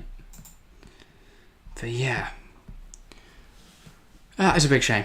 Big shame in this game to lose Kira Walsh, and for the tournament as a whole. Hopefully she's alright. Yeah, 7 minutes until the interval. It'd be nice to get a goal before then, but I think the main thing is just holding on. Yeah. There. Harder flicks arm. Bright stops it. Didn't England lose another key player to knee injury just for the World Cup? Arsenal player, if I remember correctly. Yeah. Which one? Blair Williamson. Or Bethany Dawson. We've lost loads. But yeah. Already a few injuries. Millie Bright was a doubt as well. I think she had a knee injury. But had recovered in time to play in this World Cup. Injury. Lars Sondergaard's a very smiley man on the bench. I don't really know why. Injuries definitely trying to stop England do what they do best and trying to go back to back with international tournaments. Yeah. The ball just bounced around in the air. No one really getting on it. Rachel Daly on the throw now. And this is another. I mean, who's this? Just Toon, I think, in the aftermath of the challenge. Ref went over to talk to her and just went, yeah, play on. Just in some discomfort, but she will go. She can probably run this off. Like a stub toe or something. I don't think it's a stub toe, but no, you know, like if you get trodden on when you're playing, it's going to hurt for a bit. Yeah. You can just run it off. Exactly, a stub toe. Yeah, maybe she hasn't got like stub the toe of the ground. Lauren James tries to play it through to Toon. Possession lost, but she wins it back really well. I think that she's very tricky and talented. Daly loses possession in a bad error. Pernilla Harder, luckily she panics for England, but that is very. I like put ball stayed on as well. The spin on it from Pernilla Harder. That's weird. That usually very calm and composed striker. Coombs, Kelly back now with Laura Coombs. Brilliant. Does well. Oh, unlucky that the pass didn't have enough. Loses out. Is that Humlegard? What's their Moorfield? Holmgaard does really well there for Denmark. Just to go for a few players. Here's Veja. And now Kuhl. Now it's with Pedersen. It's now wide. Saveka. Tries to into the middle. Feels like we're not seeing much of the Denmark defence because they're usually having to make big tackles or just clear it long. Oh, they're smashing it long. But we haven't really held possession in this game. Yeah, they're smashing it long or England taking it past him. Stanway just kicks the ball into the face of Pernilla Harder, to which they have a bit of a laugh and joke about it. It does look like she's wellies the ball into her face. Yeah, probably just hurt a little bit. Yeah. Will do. Help Stanway. There was a need. I don't really understand what she was trying to do. Flick it over her head and then run onto it, I guess. All but in her face. Yeah, I mean, that was what she did. Williams, not really. Greenwood. We do miss Williams. Bright. Now Bronze, Bright. Just take the time. Plays it to slow it down. Stanway. So interestingly, Stanway's dropped into a deeper role now, almost as the DM, and Coombs has gone slightly higher. So yeah, Stanway just trying to replace what we miss, of course, without Kira Walsh. Laura Coombs going a little higher into that Georgia Stanway role. It'll be interesting to see how both of them get on in these roles. But yeah, here is Georgia Stanway from the free kick. Knocks it across to Rachel Daly. Daly to Toon. I think she thought James would come over and take that, but she left it for Toon. England still holding on here though. Veja heads it out, stops the ball getting to Kelly. Denmark want to hold on. Jog over to take the throw. It's 1.5 time. They're still in a chance. They've still got a chance. I mean, they'll try and push for a goal for it into the half. They could definitely do so if they get a corner or something like that. We know the prowess they have in the air. Definitely. Stanway. But yeah. It's weird seeing Stanway deeper. I mean, now she's dropped into a back three because that's what I'd like, the way Daly and Bronze just push on. Which it makes so much sense why Daly's been brought in today. Because Greenwood that high isn't very useful. Because she is a centre half. James. She just causes problems every time she gets on the ball. Yeah. Kelly. Brilliant. Puts the ball into the box. Looking for Rousseau, but it hasn't quite found her. Cleared away now by Saveka, the right back. And now Daly under a bit of pressure from Thompson. Deals well though. This is where Daly is so good though, because she plays striker. She's used to be able to draw the foul. Does well there. Just holds onto the ball. Thompson has to foul her to try and get the ball. And yeah, Daly uses her body really well there. Yeah, and just gives England another chance to get on the ball, win back, take possession back, and probably just see this 1-0 lead out into the half. Probably quite a bit of added time, saying we had a goal and obviously Kira Walsh's injury. Bronze, and Coombs has fallen over trying to head it, but then did actually head it on. So, yeah. Unfortunately for England, didn't fall to Russo. Yeah, maybe that was the plan. Flick it on the floor. England need a second goal soon. We do, Chelsea fan, we do. Though obviously a take being 1-0 up going into the break would be ideal though to get that second goal. Give ourselves an advantage. Weah. Coming down the left hand side, and the fullback still going. Finds Madsen. Needs an option in the box. Hangs it in the air, and Harder coming onto it. Can't do anything apart from decapitate Rachel Daly. But yeah, Pernille Harder, she's trying to point out that she meant no harm, and the referee agrees that she's not really at fault. Maybe take your head off. Is a head injury, of course, it has to be stopped. But yeah, no fault there really. On Pernille Harder, she should challenge over the ball. Yeah. Comically, really. Yeah. I mean, she's jumped a lot higher than Daly did. Yeah. No, just a few minutes then remaining of this first half. Yeah. So 4 added minutes. I'm happy with the half. More than enough time to find a goal.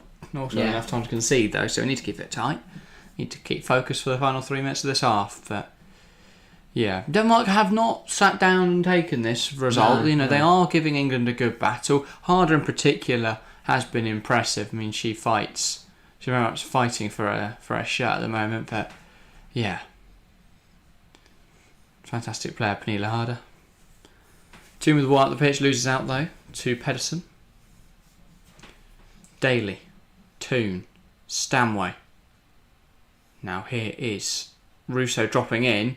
Has to drop very far to hold on to the ball. Now knocks it back to Greenwood, who can lift it out wide. A peach of a pass to Lucy Bronze, who brings it down excellently. Stanway. Kelly into the path of Bronze. This is a chance for England. The ball across the box though. Lacking in pace, lacking in power, lacking in accuracy. And Denmark back in possession. Well, somehow Madsen's held onto the ball there. Took a couple challenges and still has it now. Forced back though by those England tackles. Merla tries to go over the top. Now Thompson will challenge Greenwood in the air. Now Greenwood using her hands a little bit too much there to grab the player. And then over aggressive is the number 2. But yeah, cool I think that is. Just getting stuck in the midfielder. That's right, has both that. Yeah. But Madsen on this left-hand side for Denmark, just evading everyone. Yeah. Somehow, I don't know how she did it. Very tricky winger. Yeah. Madsen. Stanway doing well to draw the foul. Yeah.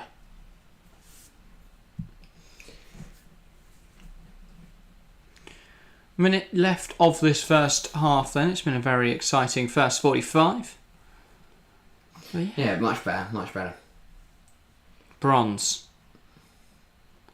Here is Stanway tries to play it out wide, but that pass is not meeting Lauren James.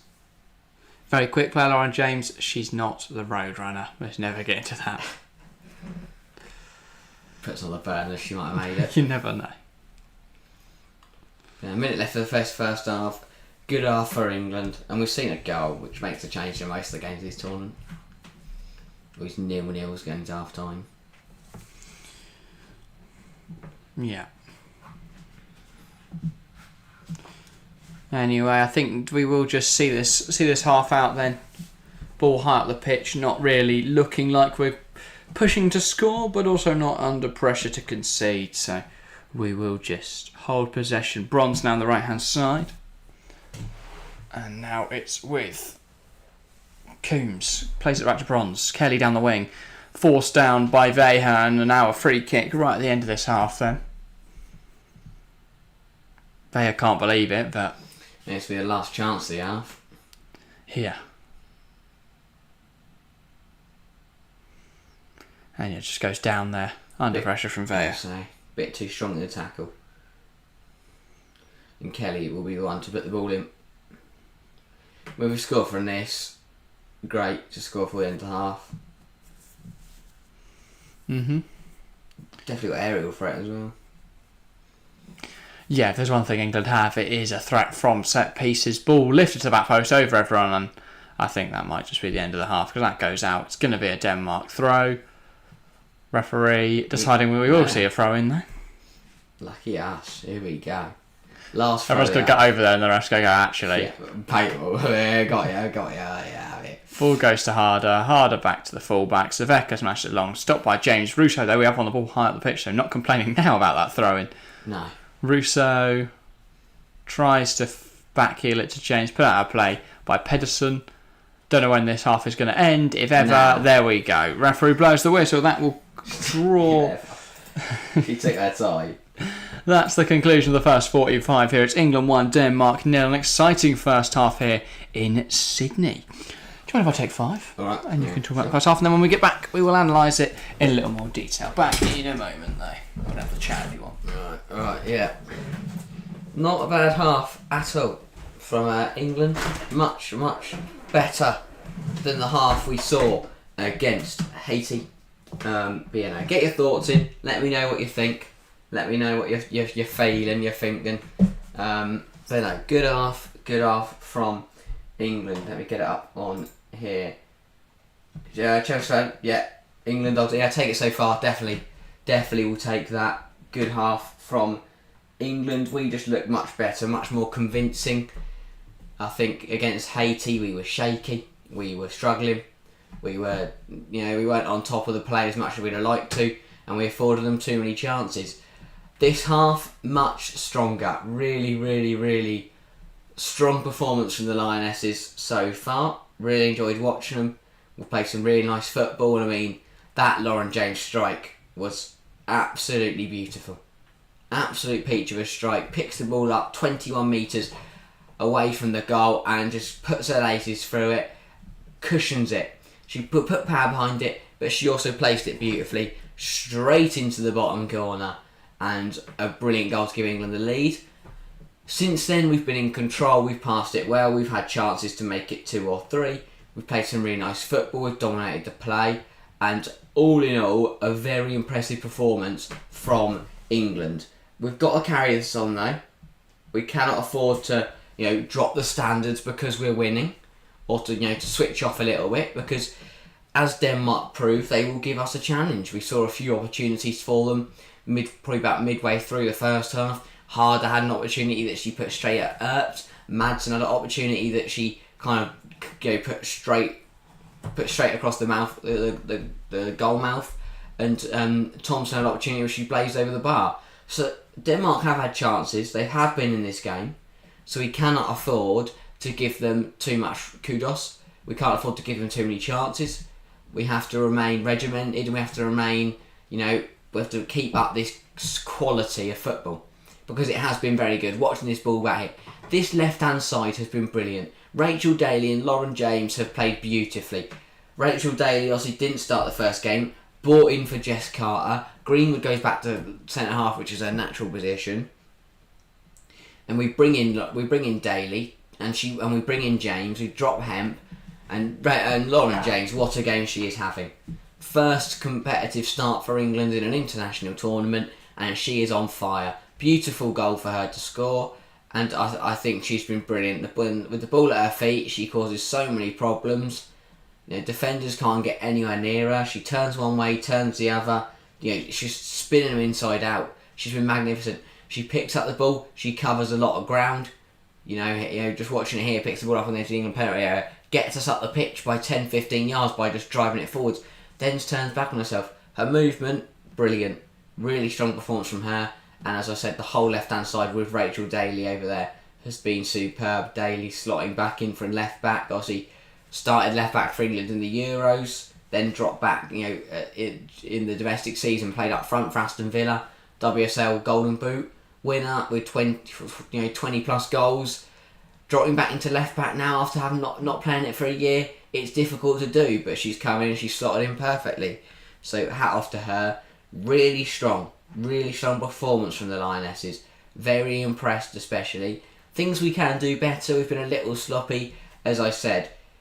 We gave those chances to Denmark because we were caught out in possession. Bronze's pass over Stanway didn't have the legs on it to reach Stanway. Thompson ran through, cut it out through the middle. So we have got to be wary of that. I think, Kelly as well had a good game. Bronze has been really pushing on really well, causing Denmark problems because we've been overlapping, and that's what we've done so well down the wings. We've doubled up. You've got Daly and James on one side, you've got Bronze and Kelly on the other, and they're causing a lot of problems for Coulomb and Veja. So Denmark have got to be careful. From a Denmark point of view, I think they'll be happy. They have been second best, but they are only 1-0 down. As I said, Denmark have had chances. They have played decently well. They won't be too disappointed with their performance. I'm sure their manager will probably be saying that to them at half time, because they're still in this game. As much as we've been in control and we've played really well, Denmark are still in this game. We are only 1-0 up. We can't start counting our chickens too early. You laugh like thrings, don't you? The second time third time you use it this stream. But yeah, we can't count our chickens too early. Don't like counting chickens. No. Solid performance. Yeah, we've looked good. I think it's a massive improvement on the Haiti game, of course. Haiti was a fine performance. We did fine. We got a goal. We got the win over the line. That is important, getting points in tournament football. But the overall play wasn't as good. Today, we played some nice stuff. The goal we scored was really good. You just feel that we need to step it up a notch to be dominant in games like these and to compete against the likes of France, Brazil, USA, Netherlands, Spain, Japan. The teams we can really take this tournament by storm. I think in terms of improvements, we could up it. I'd like to up it, maybe get another couple of goals. I think we have been sloppy, as I said. It's not sloppy at a time. We've been decent most for most of the half. There was a few times where the passes were mistimed and put in the wrong positions. I think Russo, someone's been very quiet, but when Russo's quiet, it's because they are marking it very tightly, which has then opened up the room for James and Kelly to exploit it, like they have, like I mentioned. But I'd like to see Russo a bit more. I think she's been too quiet. This tournament in as a whole, she's not really been lively enough. She's struggling in the Haiti game. Did you potentially look at Beth England? Definitely. I think Beth England, very, very experienced striker. Yeah. Hasn't played in an England shirt for a few years now, but she got called up after having a brilliant WSL season with Tottenham. Yeah, and I think a lot of people question why she moved to Tottenham at the time, but it makes complete sense now. She wouldn't have got in the England team if she was playing for Chelsea, I don't think. Because Sam Kerr will never be dropped by Chelsea unless she get a horrific injury. Yeah, to get in the side, against Kerr, Canaride, James, that plethora of attacking talent, Wrighton. There's a lot of options. Harder, of course. Even Harder has moved on now because she knows it's impossible to get in that Chelsea team. Even Niamh Charles plays in a wide area. Harder will start week in, week out for Bayern. But she won't get in at the Chelsea side. But she has got Ossie for Denmark. She's going to start. Magnificent player. She's done what she can. That shot there, straight at Earps, but couldn't really done much else with it. It's a difficult opportunity. It's going to take a brilliant strike from Denmark to get a goal. Because they've had a couple of opportunities that have kind of been they've been ambitious opportunities, but they've been close efforts. Yeah. So it's kind of balancing that out, because they will have chances, but it's going to take a similar strike to Lauren James's if they want to get back in this game. Yeah, I think you're spot on there. Anyway, we've got a couple of minutes still till the second half. A quick little plug: if you are enjoying the stream, make sure to leave a like, subscribe if you're new around here. Massively helps us out. And also, if you want to join us tomorrow, we're live for France-Brazil. Should be a really exciting game. That I don't think we haven't streamed any of that group yet. The group should be G. a cracker. And then on Sunday we have Group H. We'll be watching Germany versus Colombia. So yeah, over the next 2 days, two groups that we haven't watched any of yet on stream, but that should be really exciting. Two very big games. Yeah. Between the top sides in those groups. So yeah, exciting times. Join us over the next 2 days, and then after that it's Japan-Spain. Which we're debating whether we do Japan-Spain or whether we do... Is it... What game is it that day? I feel like it's either Australia-Nigeria or the Norway-Switzerland group. No, Norway-Switzerland's on Sunday. So it might be Australia. I'll have a look. Australia group. So there's a few options. Yeah, we're debating whether we should do Japan-Spain or whether we should do Canada-Australia. We'll do Japan-Spain because we haven't covered any of that group yet. Yeah. It feels like we should watch Spain before we get to the round of 16 stage.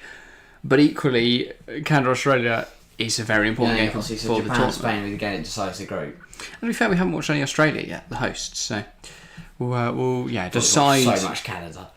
We've watched all of Canada's There's no games. way we can't watch all of Canada's group stage 8. No, we didn't watch Canada's first game. Yeah, we did. Yeah, we watched Canada. God. That's what I'm saying. We watched And then we so watched- much Canada. I'm not watching any more Canada. It's boring me. Right. We're going to be experts in Canada, and they've not even that good. No, they're not.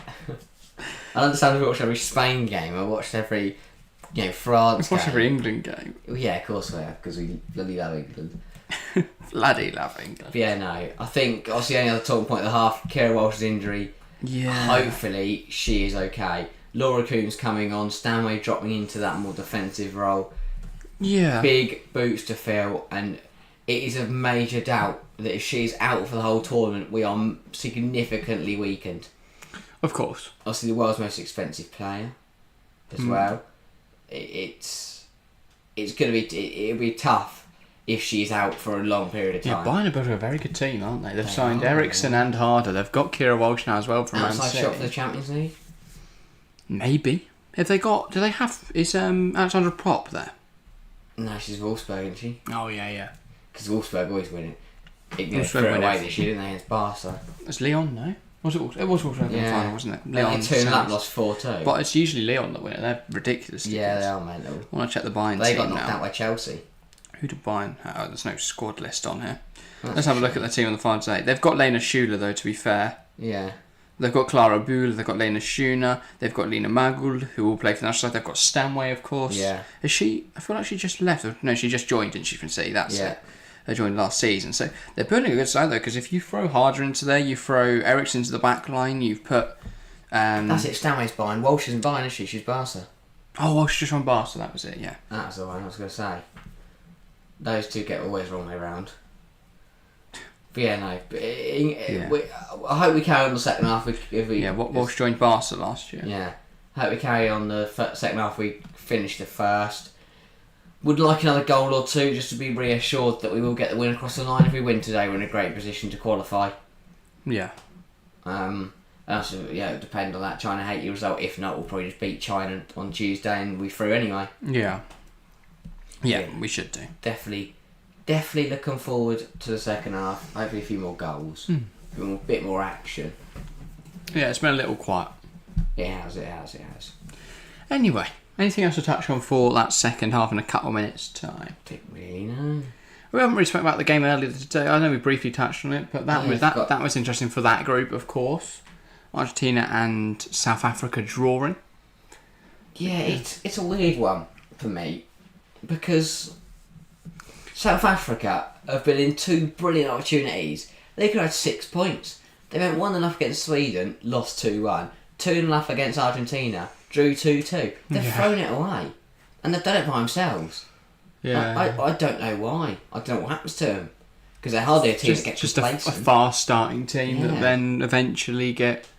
Well, even in the Sweden game, it took them 60 Struggle. minutes to get a goal. Oh yeah, guess not then. I don't know. It's just a weird. I don't know why they can't hold on to Bit of leads. complacency, maybe they score, and especially with a 2-goal lead, they then go. Oh, I mean, it's often said 2-0 is the most dangerous goal in football because you've not got a big enough gap to make up the complacency potentially. But yeah, and then in terms of, we didn't speak about yesterday either. Well, we said obviously Australia struggling, but we didn't really credit Nigeria, who were magnificent in that game, did well against Canada as well, and now it looks like the Super Falcons, which I found out they are nicknamed, not the Super Eagles like the men's team. Super Falcons are the women's team, which is a great nickname, but they are potentially going to go through. They've got to beat Ireland, and I believe they are it's quite interesting, Nigeria. They're the only African side to be at every single World Cup. I think they're the only African side in history as well to get to the knockouts. Wow. So very successful, obviously. Yeah. Didn't win the most recent AFCON, which I think says a lot about the talent coming through the African national sides at the moment. We saw that obviously South Africa winning the last AFCON. They look very good. They've challenged a few different teams. And yeah. Anyway, we are set to get underway here for the second half of England versus Denmark. Just a quick look at the poll in chat. 20 votes, 90% of you have voted for England. That is incredible, the support that we are getting for England today. 5% have gone Denmark, 5% have gone for a draw. But yeah, keep voting in that and vote if you haven't already. But yeah, second half about to get underway here. Doesn't look like there's any changes for either side. Unsurprisingly, I don't think there was anything that Serena would take many grievances with. They'll be reluctant to use any more. Of course, yeah. But yeah, it'd be Alessia Russo to knock the ball back and get us started in this second 45. She's better second half. Yeah. She could really do a goal as well. I said she'd be top goal scorer. She hasn't scored a goal yet. Because I thought she'd get about 5 against Haiti. Who did I go for? Did I go Pop? Yeah. So you're probably right. Boring answer, but yeah. Did she score in Germany's opener? Yeah. Twice. I was going to say she must have. It's Pop. I haven't got a hat-trick, I think. Probably going to score again against Club. No, and there's only one player with a hat-trick in this tournament so far. Can you name her? No. Ava Borges plays for Brazil.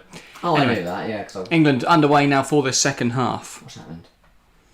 Yeah. Wrong one. Oh, yeah, well done. England might be underway, but we're still half asleep here. Yeah, hopefully England are more in sync than that. Ball forwards from from Georgia Stanway, looking for Laura Coombs. Can't quite get to it though. But yeah, Denmark's still definitely alive in this game. At 1-0, there's every chance they could get a goal. Yeah, and that's what I was saying half time. That's what I'm worried about. But either way, they should get through, right? Denmark should be that second place team. Obviously, China is still a very good team, but I think we should beat China in the final match day, and Denmark should beat Haiti. They should. Doesn't mean they will. Definitely doesn't mean they will. And obviously, China may not beat Haiti, in which case Denmark are given a huge opportunity there.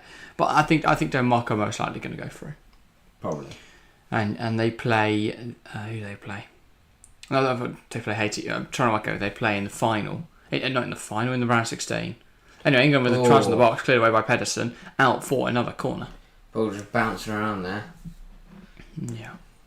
Again, there's a chance like that could easily be a goal. But yeah, lifted into the box well by Kelly. Her flat deliveries are very dangerous because they're difficult to deal with. Colin Flow onto the stream. I love Chloe Kelly. Perfect timing, really. So just piling on the praise. And now it's going to be Greenwood, though, from the other side for the corner. Ball in. Looking for bronze at the back post. Heads across the box. Ella Toon. Oh. That effort leaves a lot to be. Yeah, I think it's not great. It's that Man United duo that have been in the media.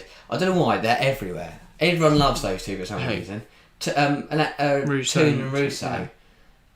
But they're probably the two guys that have struggled most in our opening 2 games. I think obviously last tournament they got a lot of plaudits. They came off the bench. They were the surprise packages really for the England. Of course, from Ian Wright, which is if get sung by that is probably the best endorsement you could get. If Ian Wright sung me a song, I'd be well happy. 100%. We'd get Ian Wright now on the podcast. Don't know what he'd sing. I'd be a bit worried what he'd sing, but that'd be the intro song. Just Ian Wright. We'll just sit there and watch Ian Wright sing for an hour. But yeah, they had a lot of hype coming into the tournament. I feel like now there's expectation on them, and potentially that's weighing on them as stars. When they come off the bench, it's very much go and make a difference for us. When they're starting from the off, there's a lot more pressure. You've got to go out there and perform. I mean, I was looking for England I found the England lineup, and the next thing down was them going through what they're packing. I'm like, what's in their travel bag, which is interesting. Yeah. Denmark keeping it alive here, but we do see more from them on the pitch. Heads on, Chloe Kelly skips past her marker, has options to the left and right. Russo to the right, should have gone to James at the left. Russo tries to knock it across to Lauren James. It's overhit though and go off the pitch. Wrong decision from Chloe Kelly there. Thrown off again by the crowd. They're doing Mexican waves again. As Chloe Kelly made that pass, everyone just stood up and got really angry. Yeah, but in motion. Like, yeah. Oh, the people in the middle can see it before the people on the right. It's delayed. Kelly knocks it out wide.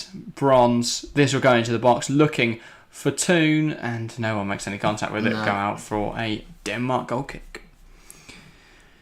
But yeah, it just, again, though, feels a little bit disconnected in attack there. We saw the Chloe Kelly chance there. Could have gone left to Lauren James. Chose to go right. The pass to the right wasn't good enough. And also, Russia wasn't in as much space. James had acres to work with. Feels like there's a little bit of a disconnect in attack, which we didn't have last summer. Last summer, it was very, very fluid. Yeah. And everyone seems to know what they're doing. We attacked. It was clinical. And it just doesn't feel that same. I think it is difficult because the likes, as we said, Toon, Russo, Chloe Kelly, They were all sub players that got subbed on to make a difference. Lauren James was still playing for Bristol City at the time. Yeah. No, she just moved to Man United, but it was before her Chelsea move. And she wasn't called up. Yeah, it's players who, were impact players last year have now got to start from the off. Like realistically, Chloe Kelly wouldn't be starting if Beth Mead was fit. No, I'd agree with that. Because it'd probably been Hemp and Mead, and then when Hemp underperformed, it would have been Lauren James. Not saying that Chloe Kelly's obviously a magnificent player, but she probably wouldn't have started. She has had a good start to the tournament though, unlike the others who probably haven't. Well, probably haven't. Oh, I'm watching. They haven't. Even I was going to predict, they haven't done very well. Okay. Anyway, now Greenwood. But yeah, it's a difficult choice now for Weidman, because how can you drop Lauren James for the round of 16 after this? You can't. Yeah, but, exactly. But it is Lauren Hemp, a bit of a cock around at the back there. Don't really know what we were doing in possession. Millie Bright and Alec Greenwood keeping us on the edge of our seats there. But I don't think you can drop. I think Hemp was so poor. Obviously, the China game will also have a factor, but I think you can't drop Kelly or James. Yeah. I just don't see a world where that happens. But for the China game, do you bring Hemp in and then hope she scores a hat-trick? Because then that makes your decision making easier, doesn't it? Do you bring her in for Kelly or do you bring her in for James? Well, I guess we'll see. Or do you play them all? Just have 3 wingers. Yeah. It really hasn't done much. Just play maybe that's the solution to Ella Toon. Toon's not had a great game. Maybe you just bring Kelly into that attacking mid role. I mean, you do sacrifice a lot James play midfield?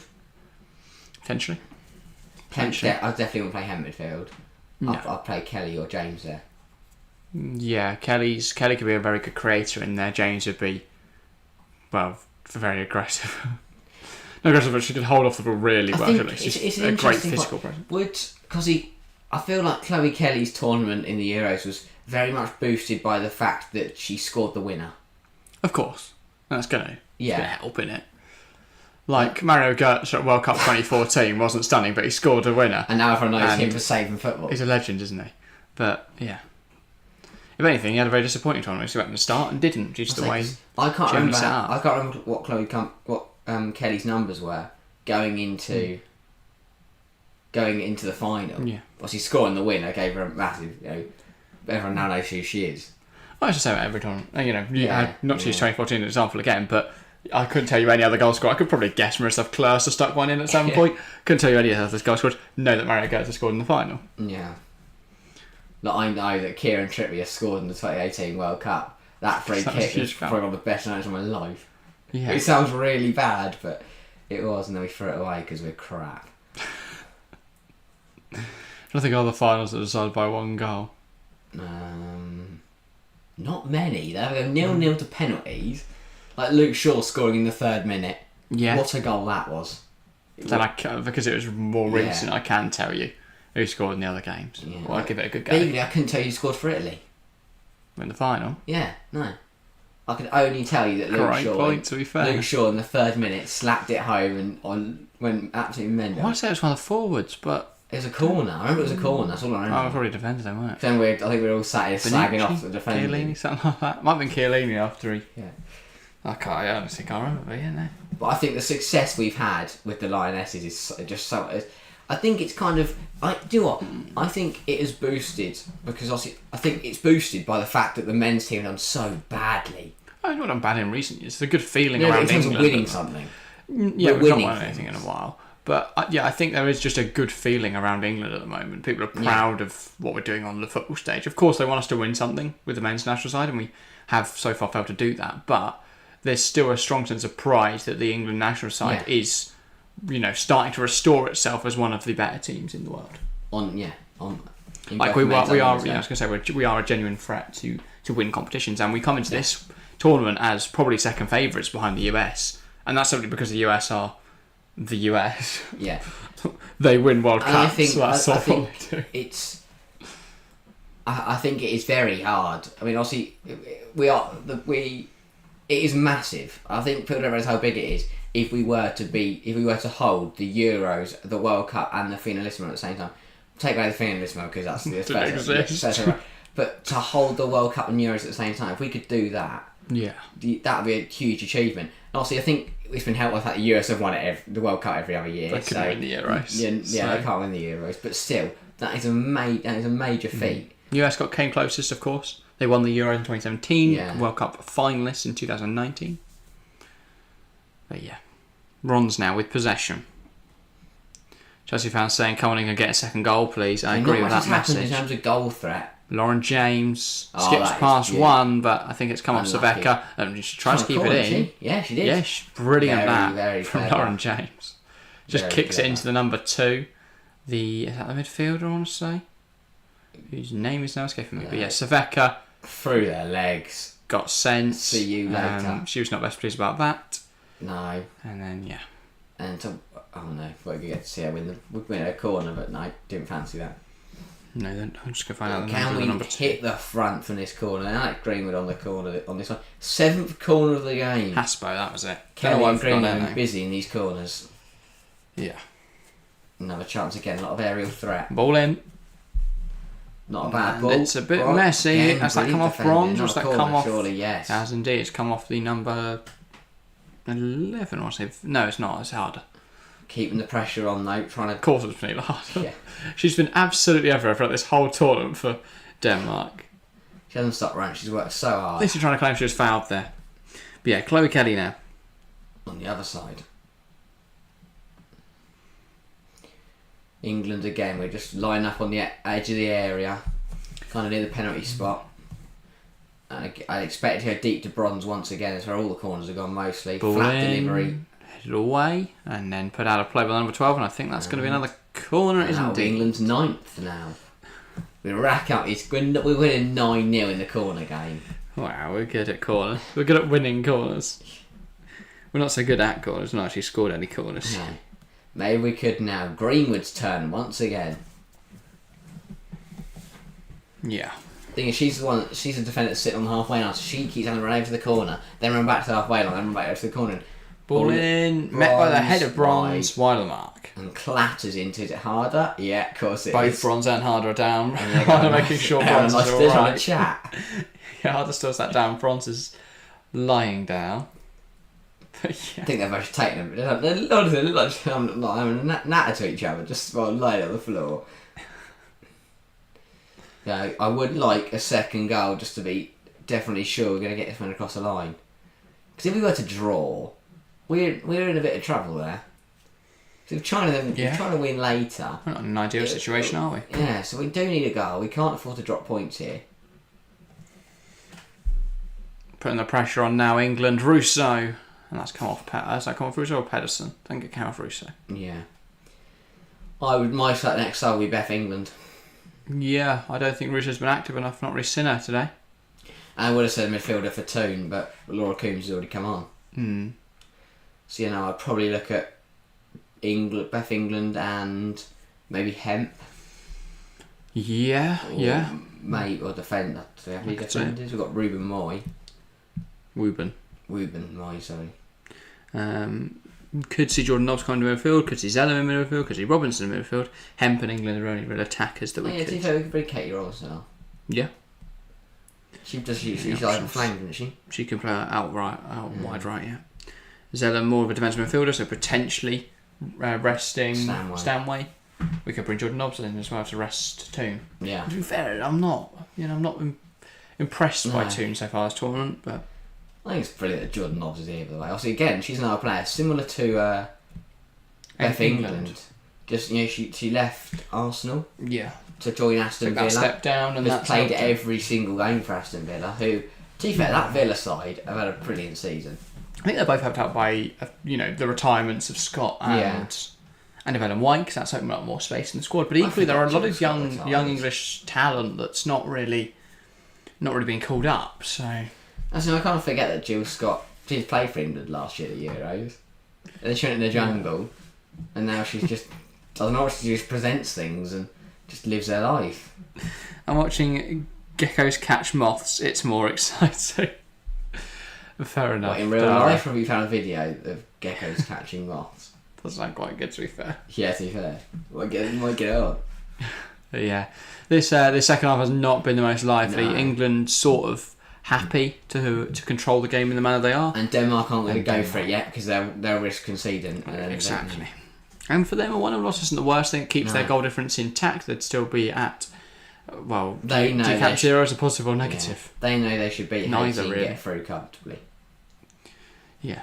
Even if they don't beat Haiti, I'd expect England to beat China. So even if they were to lose to Haiti, it'll come down to goal difference. I'd still expect them to be alright. Did they put 2 past China? No, 1-0. That was 1-0. Yeah, I think it was from a corner. Headed across the box Hardy by got the Harder. assist. That's all I remember. Yeah, 1-0. I don't remember who scored it. Vangsgaard. She's not even on the pitch. She was a substitute. Oh. Well, she'd be a dangerous player later then. Potentially, she's a winger. Well, centre forward for PSG, so. Yeah, PSG are pretty good. Fascinating she doesn't start.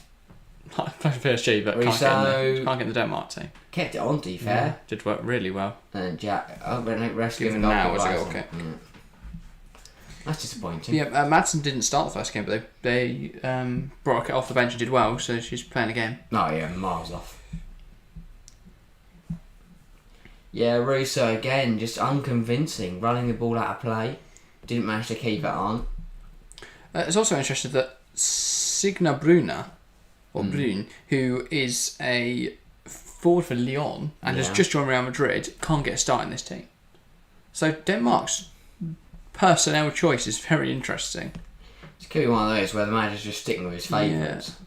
Favouring Thompson from Vålerenga, which is a Danish club, I believe, or potentially a Norwegian club. I think it's Danish though. And then Rika Mari Madsen, who plays for North Carolina. Was she fouled? No, apparently it's the other way. Yeah, James was brilliant there. Toon kind of just fed the ball through to her as soon as they tried to play 1-2, which was an interesting idea. Yeah. But Lauren James skipping past 3 players. I felt like she was blocked off there. And she's a bit confused to the fact that's been given the opposite way. And the Denmark player who was on the floor suddenly got off again from her horrific injury. Or to what it looked like. Yeah, it's been a slow half. Slow second half. Bright bronze. Looking to go down the line. Goes back now though. Does Reynolds welcome to the stream? Big up. What do you think of the lineup where Stanway is? I think Stanway's obviously better in a higher role. Obviously, she's moved back now into defensive midfield to bring Coombs in. Obviously, following Walsh's injury, it's not an ideal situation. I think Stanway's obviously better higher up the pitch. We've seen her score some really important goals for England, but she can play as the pivot player. I would like to see Zellum come on from Man United because I feel like she is a better defensive midfielder. While she doesn't have any experience with the England national side, she is a better defensive midfielder. So good to see her come on and try and get comfortable in this team because I think I'd rather have Zellum or another defensive midfielder and then have Stanway in team. I do find it interesting how Weigmann did opt to drop Stanway deeper and bring on Coombs rather than just do a straight stop Zellum for Walsh. But Walsh is going to be a big miss no matter who we play in that defensive midfield. I'd like us to get a bit more of a margin though, 2-0, then bring in Zellum. Zellum is someone who hasn't played in the side. It'd be nice to be comfortable before introducing him. I think that would probably be the way, but probably does explain why Weigmann's gone to Coombs. Obviously Coombs did make quite a few sub appearances in the Euros last year, so she's well known around this England squad, and clearly Weigmann likes her. Exactly. Not saying she hates Katie Zellum, but Katie Zellum only joined the squad this year. Indeed, yeah. Yeah, definitely a change in midfield and definitely a change up front for me. Yeah, and just swap it around wherever you want else. Laura Coombs, obviously the other 35 appearances for the England team, so has played before. Whereas Zellum, it would be her first cap, I think. Apart from friendlies, already. Oh no, she has made 8 appearances to be fair, so you could make the argument she should be friendlies again coming into this team. Well, yeah, since 2020, she's made 8 appearances. Interesting, she's not been used in this game. Coombs there, just pulling back harder. Denmark free kick. That's expected, really. That was a bit of a strange one. But yeah, that defensive midfield role is a really important role in this team, though. Yeah. We know how good Kira Walsh is. It's going to be difficult to run without her. Hopefully that knee injury isn't as bad as it looks, but I expect that'll be the end of her tournament, unfortunately. Because coming off on a stretcher isn't precautionary. It can be precautionary, and it could be an injury that's only a week or a 2-week recovery. The way she went, but even so, that I think she wouldn't be back into the quarters or semi-finals. That is a risk to bring her back into those games. I think still do that as well. Probably. Kira Walsh. I just feel like the way she went down, she immediately knew that something was wrong. Yeah. And that she wouldn't continue. And I think even if she could come back for the semis, or I think that would be rushed. I think she'd prioritise her season with Barcelona. She'll still be involved in the squad. And she'd trust the players that replace her to be able to do a good enough job. To get the tournament across the line. Stanway. Coombs. I do feel takes past one, robbed in possession now by Muller. I don't think I've seen enough in these first 2 games to say we are because if we play like this in the latter stages, we'll lose. Oh, we're not favourites. I wouldn't say. I think Spain look way too good. Brilliant. I think both Netherlands and the US are still incredibly strong. Brazil looked a lot better than I expected. France, that they would be. Is going to intrigue me because should be good. Brazil looked brilliant, but they did play Panama, and France drew Jamaica. But Jamaica are a good side. They are. That's why I'm intrigued to see what happens tomorrow. Because if France win, then suddenly it's like, well, hang on then, because Brazil have been battering sides. Are Brazil that good, or are France just amazing? And if Brazil win and Jamaica win, France are in a lot of trouble because they've got to beat Panama in the final match day and hope that Jamaica don't get a point against Brazil, and they've got to get whatever goal difference Jamaica can get in the game against Panama. Yeah. So France are in big trouble if they lose to Brazil. Yeah, I was going to say they're in a tough spot now. Because nobody would have thought they'd drawn to Jamaica, but Jamaica, obviously, they will be without Khadija Shaw, but they are playing Panama. They should still win. Yeah, they should. They really should. But yeah, no, Brazil look very strong, Spain look very strong, Germany obviously are always be strong. They absolutely they batter. Was it South? No, they played South. Who was the other team? Costa Rica. Nah, that's in the Spain group. It is, yeah. Germany, Colombia, Morocco are absolutely packed in Morocco. Yeah, they'll probably do the same too. Well, Colombia are a good side though. Linda Caicedo looked so impressive. I think we underestimated them in our preview. Everyone had a go at us. 100%, yeah. So that could be an interesting game. But they should batter. Also, Linda Caicedo, fascinating statistic, becomes the first player to score in 3 World Cups in a calendar year. She scored in the U17 World Cup, she scored in the U20 World Cup, and now scored in the actual World Cup. So that is she's allowed to do that. Very impressive. Well, she's 17. She was 17 with the U17 World Cup. So now she's 18. She's now 18. 18 years old and you're representing your nation. Yeah. Mental. Yes, excelled in the U17 World Cup, so they invited her to play for the U20s. Yeah. Excelled in that, so they sent her straight to the national side, which makes sense. Yeah. I'm looking forward to France versus Brazil tomorrow. Same Chelsea fan. I think that should be one of the better games of the group stage. Definitely. Obviously, yesterday was amazing, and everyone that joined us, thank you. It was a very early morning stream, but yeah, that was a brilliant game of football. Hopefully, France Brazil's on a similar level. Yeah. Considering how much it means for France and their participation in this tournament.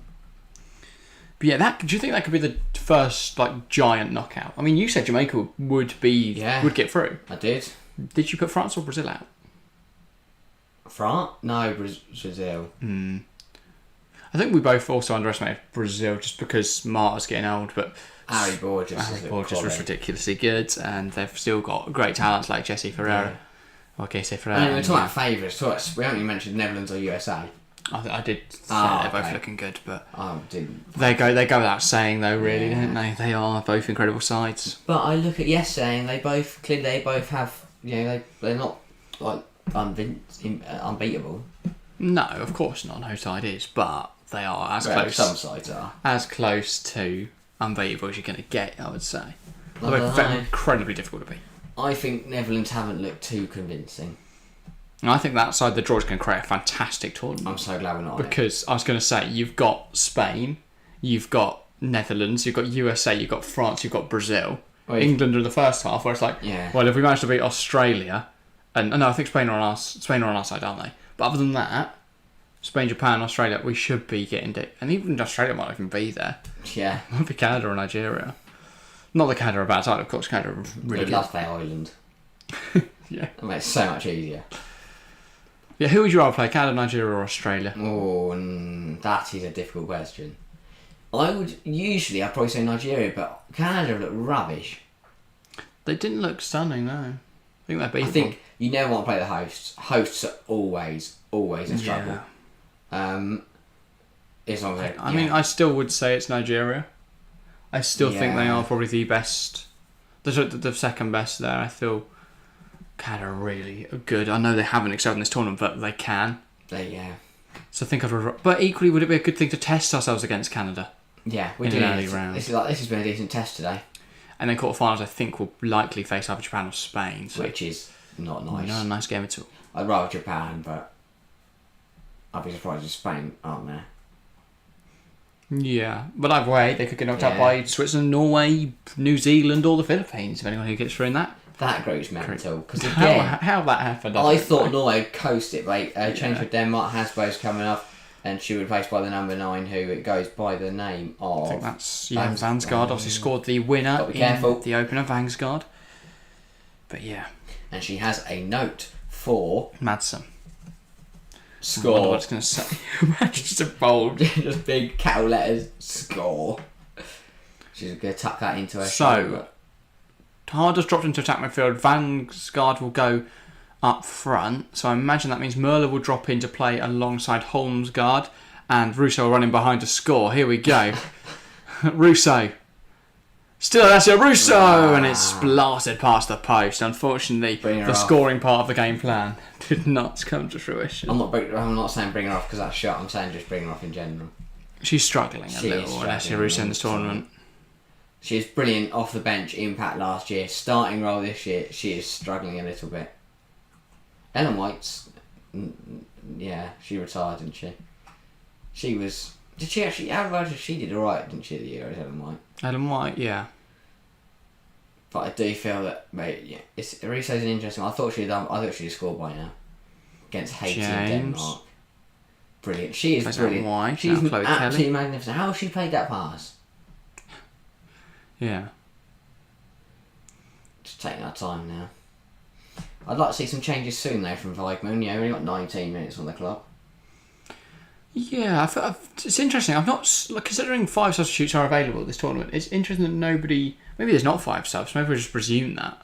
But then we have seen teams like 4 or 5. So it's weird that a lot of teams opting for only 1, 2, 3 subs at most.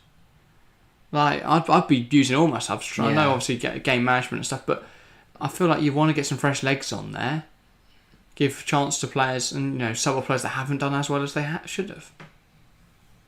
So you're honest, it seems that when the team that are winning rarely make changes. The team that are losing make loads because they're trying to go for it. It's really weird.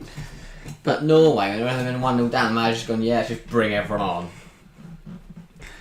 Yeah. Who wants to go on? Canada triple change at half time against Ireland. And that worked really well. Yeah.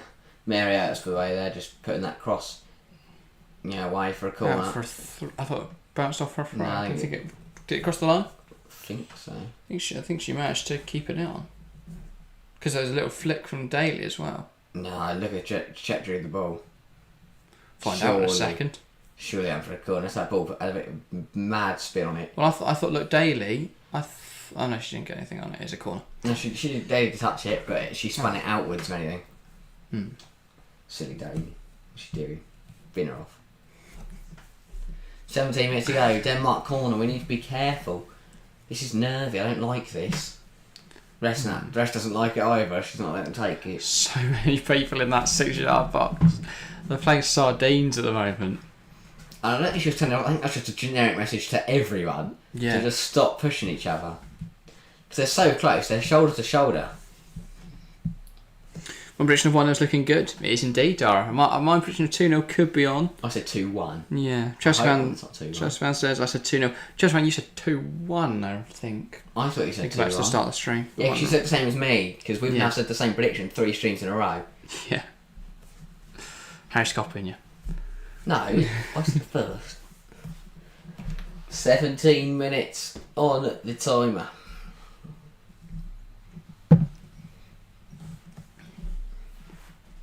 I want a goal. We need another goal to solidify our position. Yeah. Is Vibrant going to look to our bench soon?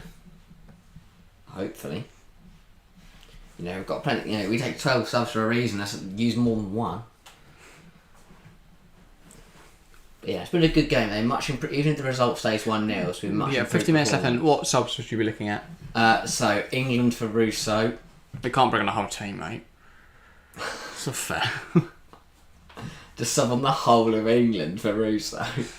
Beth England for Russo. I'd maybe bring on Katie Robinson on one of the wings, and then or Hemp, and then probably a Zellum in the field. Someone like that. Yeah. Just like rotating it around. Because Toon and Russo have done nothing. Oh yeah, I said too. Yeah.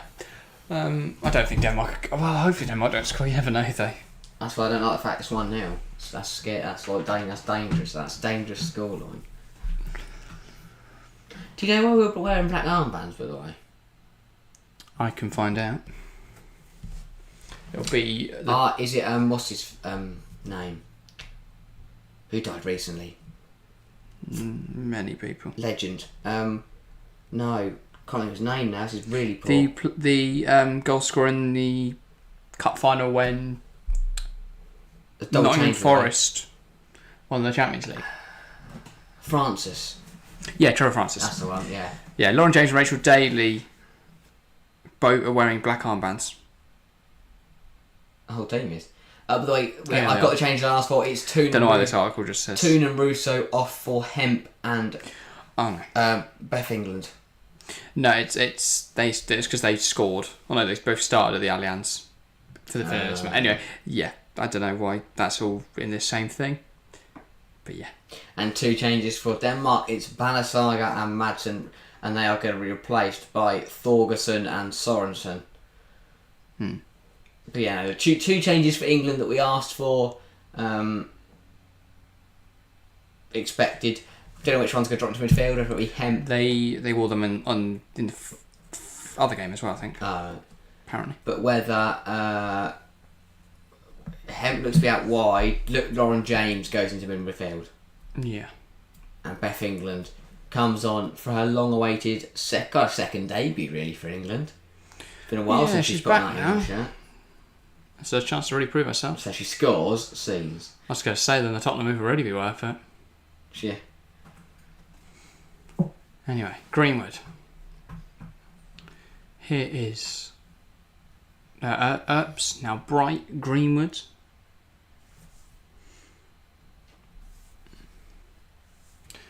Daly. Back now to Earps. And now Bright.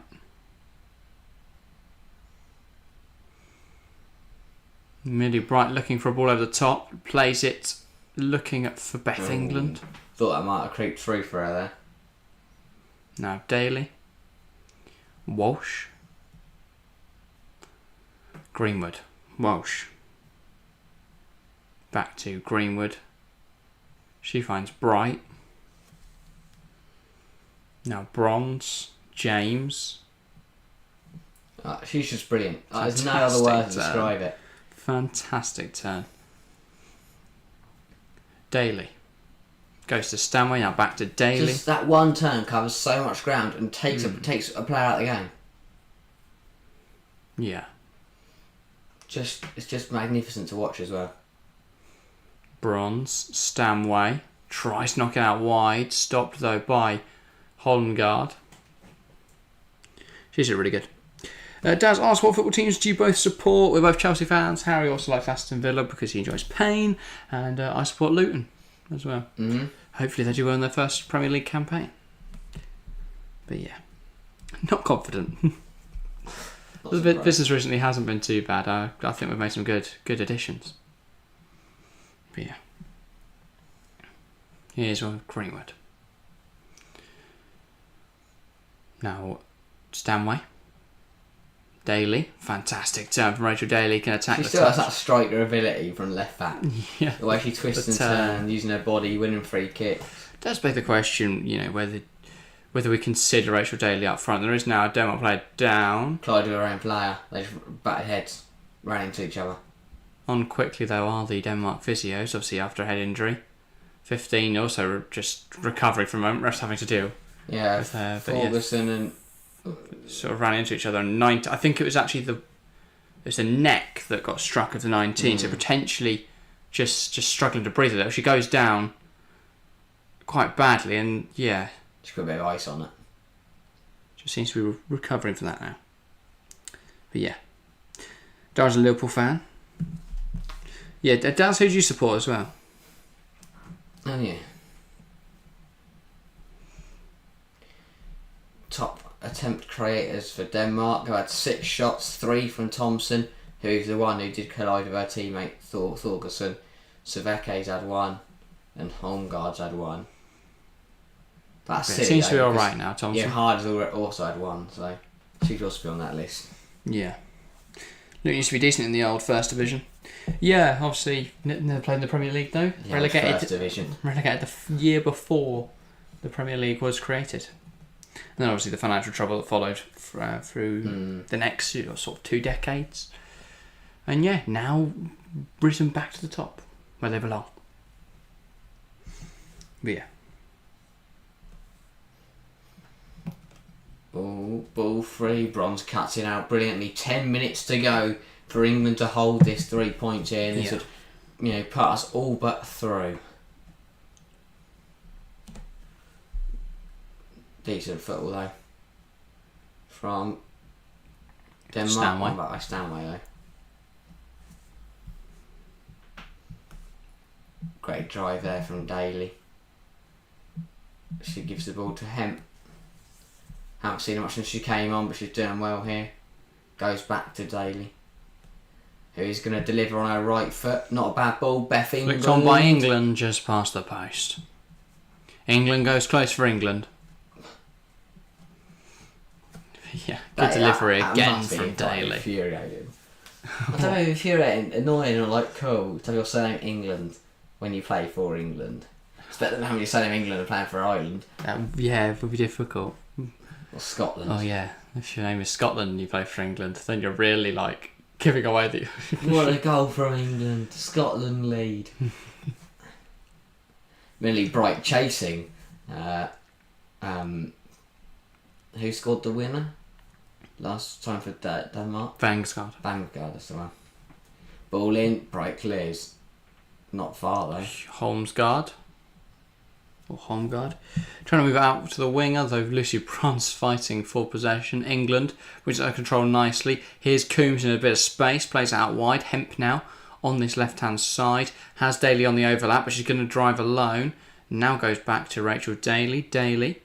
Options inside, chooses to go back outside to Hemp. Tries to attack the fullback, but a good challenge. And then ball forward looking for Vangsgaard. Going to find Mary Oates, who will calmly pass it to Bronze. 8 minutes to survive then.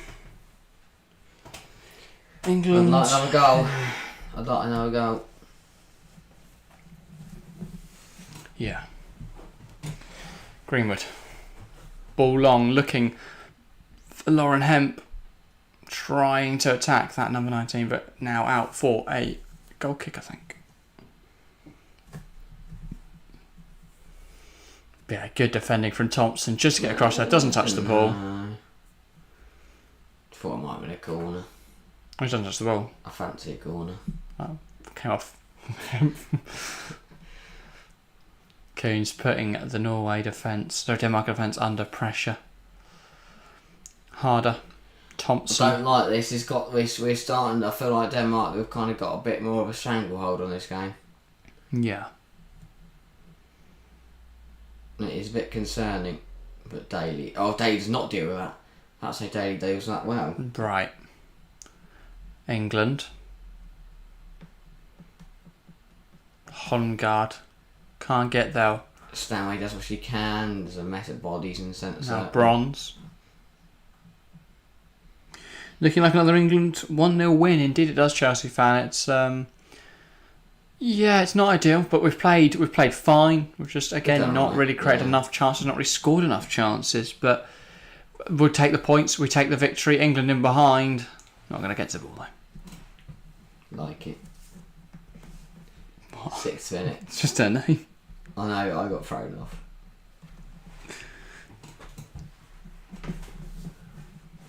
Redemption never gets on the pitch again because it's really confusing. Here comes Denmark though, down this right hand side, ball looking for Pernilla Harder, cut out by Greenwood, and now she's on a charge.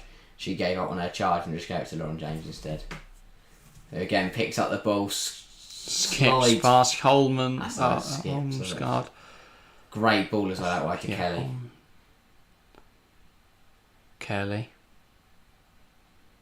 Bronze can deliver it. We'll take aim instead, and that's not far away at all from Lucy Bronze.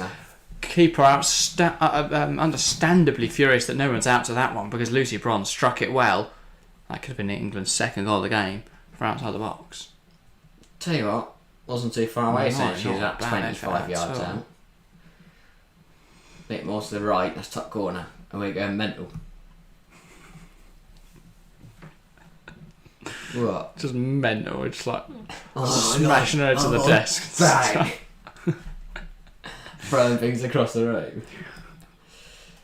Ball out wide for Denmark here. They're putting the pressure on. Ball in. Cleaning away by Daly, who I think was clipped there by Greenwood. That's how Greenwood wiped her out. Yeah. And now Denmark back with the ball. It is Bayer, I think is her name. Boyer? Something like that. Ball lifted into the box by the full-back, headed away by Daly.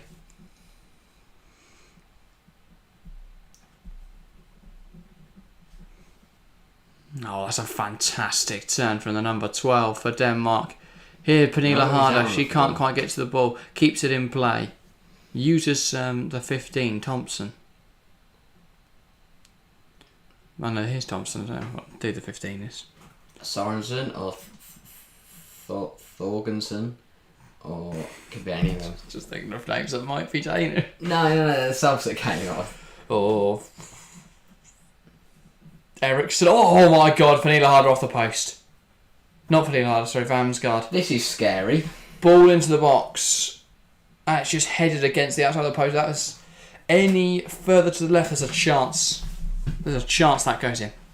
Matteo says England aren't pressing, no, and England need to wake up because that should be the wake up call because that was close from Vangsgaard. Changes. We're going to see a replay now. Ball out wide with the 14, crosses it into the box here, and it is Vangsgaard gets the other side of Daly and it crashes against the far post. Not far away at all. Heart in mouth moments for England. Almost another big goal from her to save Denmark at the dish. Holmgaard's had enough, and Trollsgaard's on. How did that?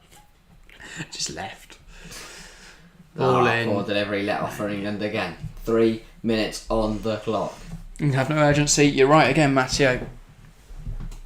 And yeah, just first time we need to wake up. 3 minutes to survive. Hopefully just hold on, plus whatever is allotted for additional time. Probably not too much, but a couple few minutes.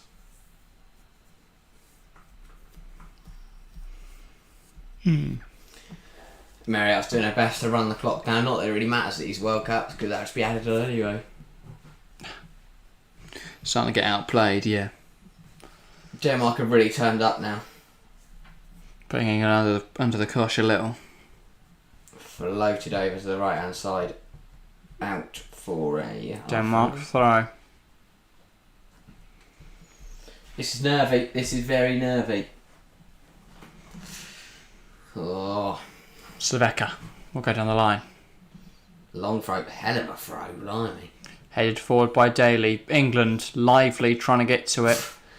Kelly will get to, I don't know who on earth has the ball anymore. It's just smashed away by Coombs. Kelly's fuming, she wants the ball, but Coombs just like, nah, get this goal, mate. Bayer. The substitute, was it Thornsgaard? Something like that? Thornsgaard? Yeah.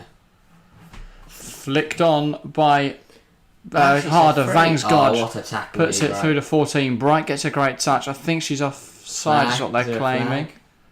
It's not the NFL, mate. Someone throw a flag on. Goal kick.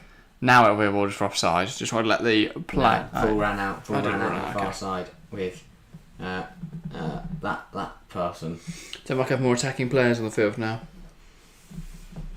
No, she was on. Yeah, Denmark have started on a few more attackers. Their starting attack is so strange to me because they've got Leon attackers and players like that, and just That was Sorensen running out of play there. Yeah. Matty says beat Norway 8-0. Now can barely hold versus Denmark. Yeah. Yeah, 30 seconds left in this game. You've got a few omissions, you've got a bit of a different team, you're not on home soil. That's the difference. Yeah. And I think Norway really played badly that game. Forrest Dotter had a mare. Yeah. How many minutes of additional time are we going to get in this game? Richard Hutchinson, welcome to the stream. Is England women going to win the World Cup? We hope so, but I don't know. We don't look like the strongest team at this tournament. We haven't been very convincing. 2-0 victories, but narrow victories against teams we really should be beating by more. And the US look strong. The Netherlands look really strong as well. I think Spain, despite the fact they're missing key players like Maria Leon and Guayaro, still look really, really good. I don't know, I feel like we're going to struggle. Japan as well. Brazil look good. Yeah. So and Germany, obviously, who we've not really mentioned, but they are. I mean, they won 6-0 in their opener. So that's the problem. It's as strong as we are. There is such strong competition for this World Cup. Definitely. That it's a difficult task. But we are a good side. Hopefully, we can beat China on Tuesday by a bit of a bigger margin, because we've not looked good enough today. We didn't look good enough last Saturday. Performances have to improve. Yeah, because we're getting to this point here where we're hanging on, similar to the game against Haiti. We're hanging on in the latter stages. We're hanging on again here. We're only 3 minutes to go. Run the clock down. This should have been a convincing win.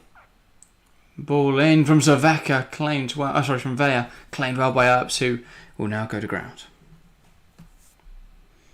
I think Lionesses of Ireland will be happy that it's better than the game against Haiti. It's still not been perfect for England. It's still not been the kind of standard we want to set if we want to win the tournament. Yeah. Greenwood goes long looking for England. Richard Hudson asks, are you watching boxing Crawford versus Spence and UFC Gaethia versus Poirier? Probably not. I might see some highlights. Not a massive fan of boxing in the UFC. I think obviously you usually have to pay pay-per-view, don't you? Or you have DAZN. But yeah, if I see it on Sky on the boxing channel for free, I'll have a little watch. But I presume they are the big fights. They'll probably be pay-per-view or DAZN, something like that. But yeah. So no, in the short answer. Yeah, no. I'm not a massive fan of UFC or boxing. No. Doesn't really excite me, just watching people beat shit out of each other. Mental that you like cricket. How boxing doesn't excite you, but cricket does. No, two different sports. It's the slowest game in the world. I didn't say it didn't excite me, it's just not really my... Crawford will win, says Dara Azizi. Okay, I'll believe you. Oh no, actually I'm going to go for Spence. Spence will win. Spence will knock him out. I'll go Crawford. Third round. I'll go Crawford on a unanimous decision. Okay. There's some boxing terminology there. These are just words that I've heard, like when I put the 10 minutes on. I did watch, what did I watch? There's one in Japan. Yeah. I watched that. That was quite a big fight. That was quite good, actually. Fair enough. Because I sometimes I sit there and just scroll through the Sky channels and just look for any live event. It's like, apart from golf, I've never put on golf. I don't get that though. You like cricket, but I don't like golf. Golf's so dull. Golf is. The way to make golf good is to let the audience participate. Let them boo. Yeah, exactly. They're trying to putt and they go, not all this like shush. Now imagine you have to go silent for penalties. Like if you're good enough, if you're really that good at golf, you should be able to hit a putt while being called a knobhead by some bloke from Birmingham in the crowd. Like. Come on. I don't think blokes from Birmingham. Imagine they did that for a penalty. Yeah. Everyone be quiet. Ronaldo's taking a penalty now. Like there is only other sport they're silent in is tennis, but they have to be so they can hear the calls from the line judges. Yeah. No calls are needed in golf. Yeah. Other than you put it in the pond, mate. Oh. But imagine that. There we go. Win for England. A good result. I mean, a good result, not the best performance, but happy to get the 3 points over the line. I think I'm going to be happy with the result, but still stuff to work on with regard to the performance. But we'll take it. We take the 3 points. I think there's a unanimous player of the match coming this way. Is it Lauren James? I think it is. It has to be Lauren James. She was magical tonight. Absolutely magical. Yeah. Really strong performance from her. Indeed. And yes, Richard, England were robbed in the cricket. Absolute robbery. Aussies get away with it again. Saved by the rain. Brilliant. And then anyway. So, good game. Good game. Cricket chat coming soon. I want to see an improved performance against China, though. Yeah. Yeah, indeed. Anyway, should we call it there? I think we should, probably. We're back tomorrow, guys. If you want to join us, we'll be live streaming France versus Brazil. We'll be live from, I think it's, what time's kick-off? 11:15, I believe, it will be live from. So join us there. If not, the stream page is on the channel right now, so you can go and leave a like, set a reminder, and find out when that actually starts. I think I'm right. And then, same time, same place as that. We are live on Sunday for Germany, Colombia, and then back on Monday morning with either Japan, Spain, or Australia versus Nigeria. We'll make that decision at some point over the next few days. But yeah, keep an eye out for the stream page and stuff like that if you're joining us for the games. Anyway, that is everything for today. Thank you all very much for watching, and we'll see you next time.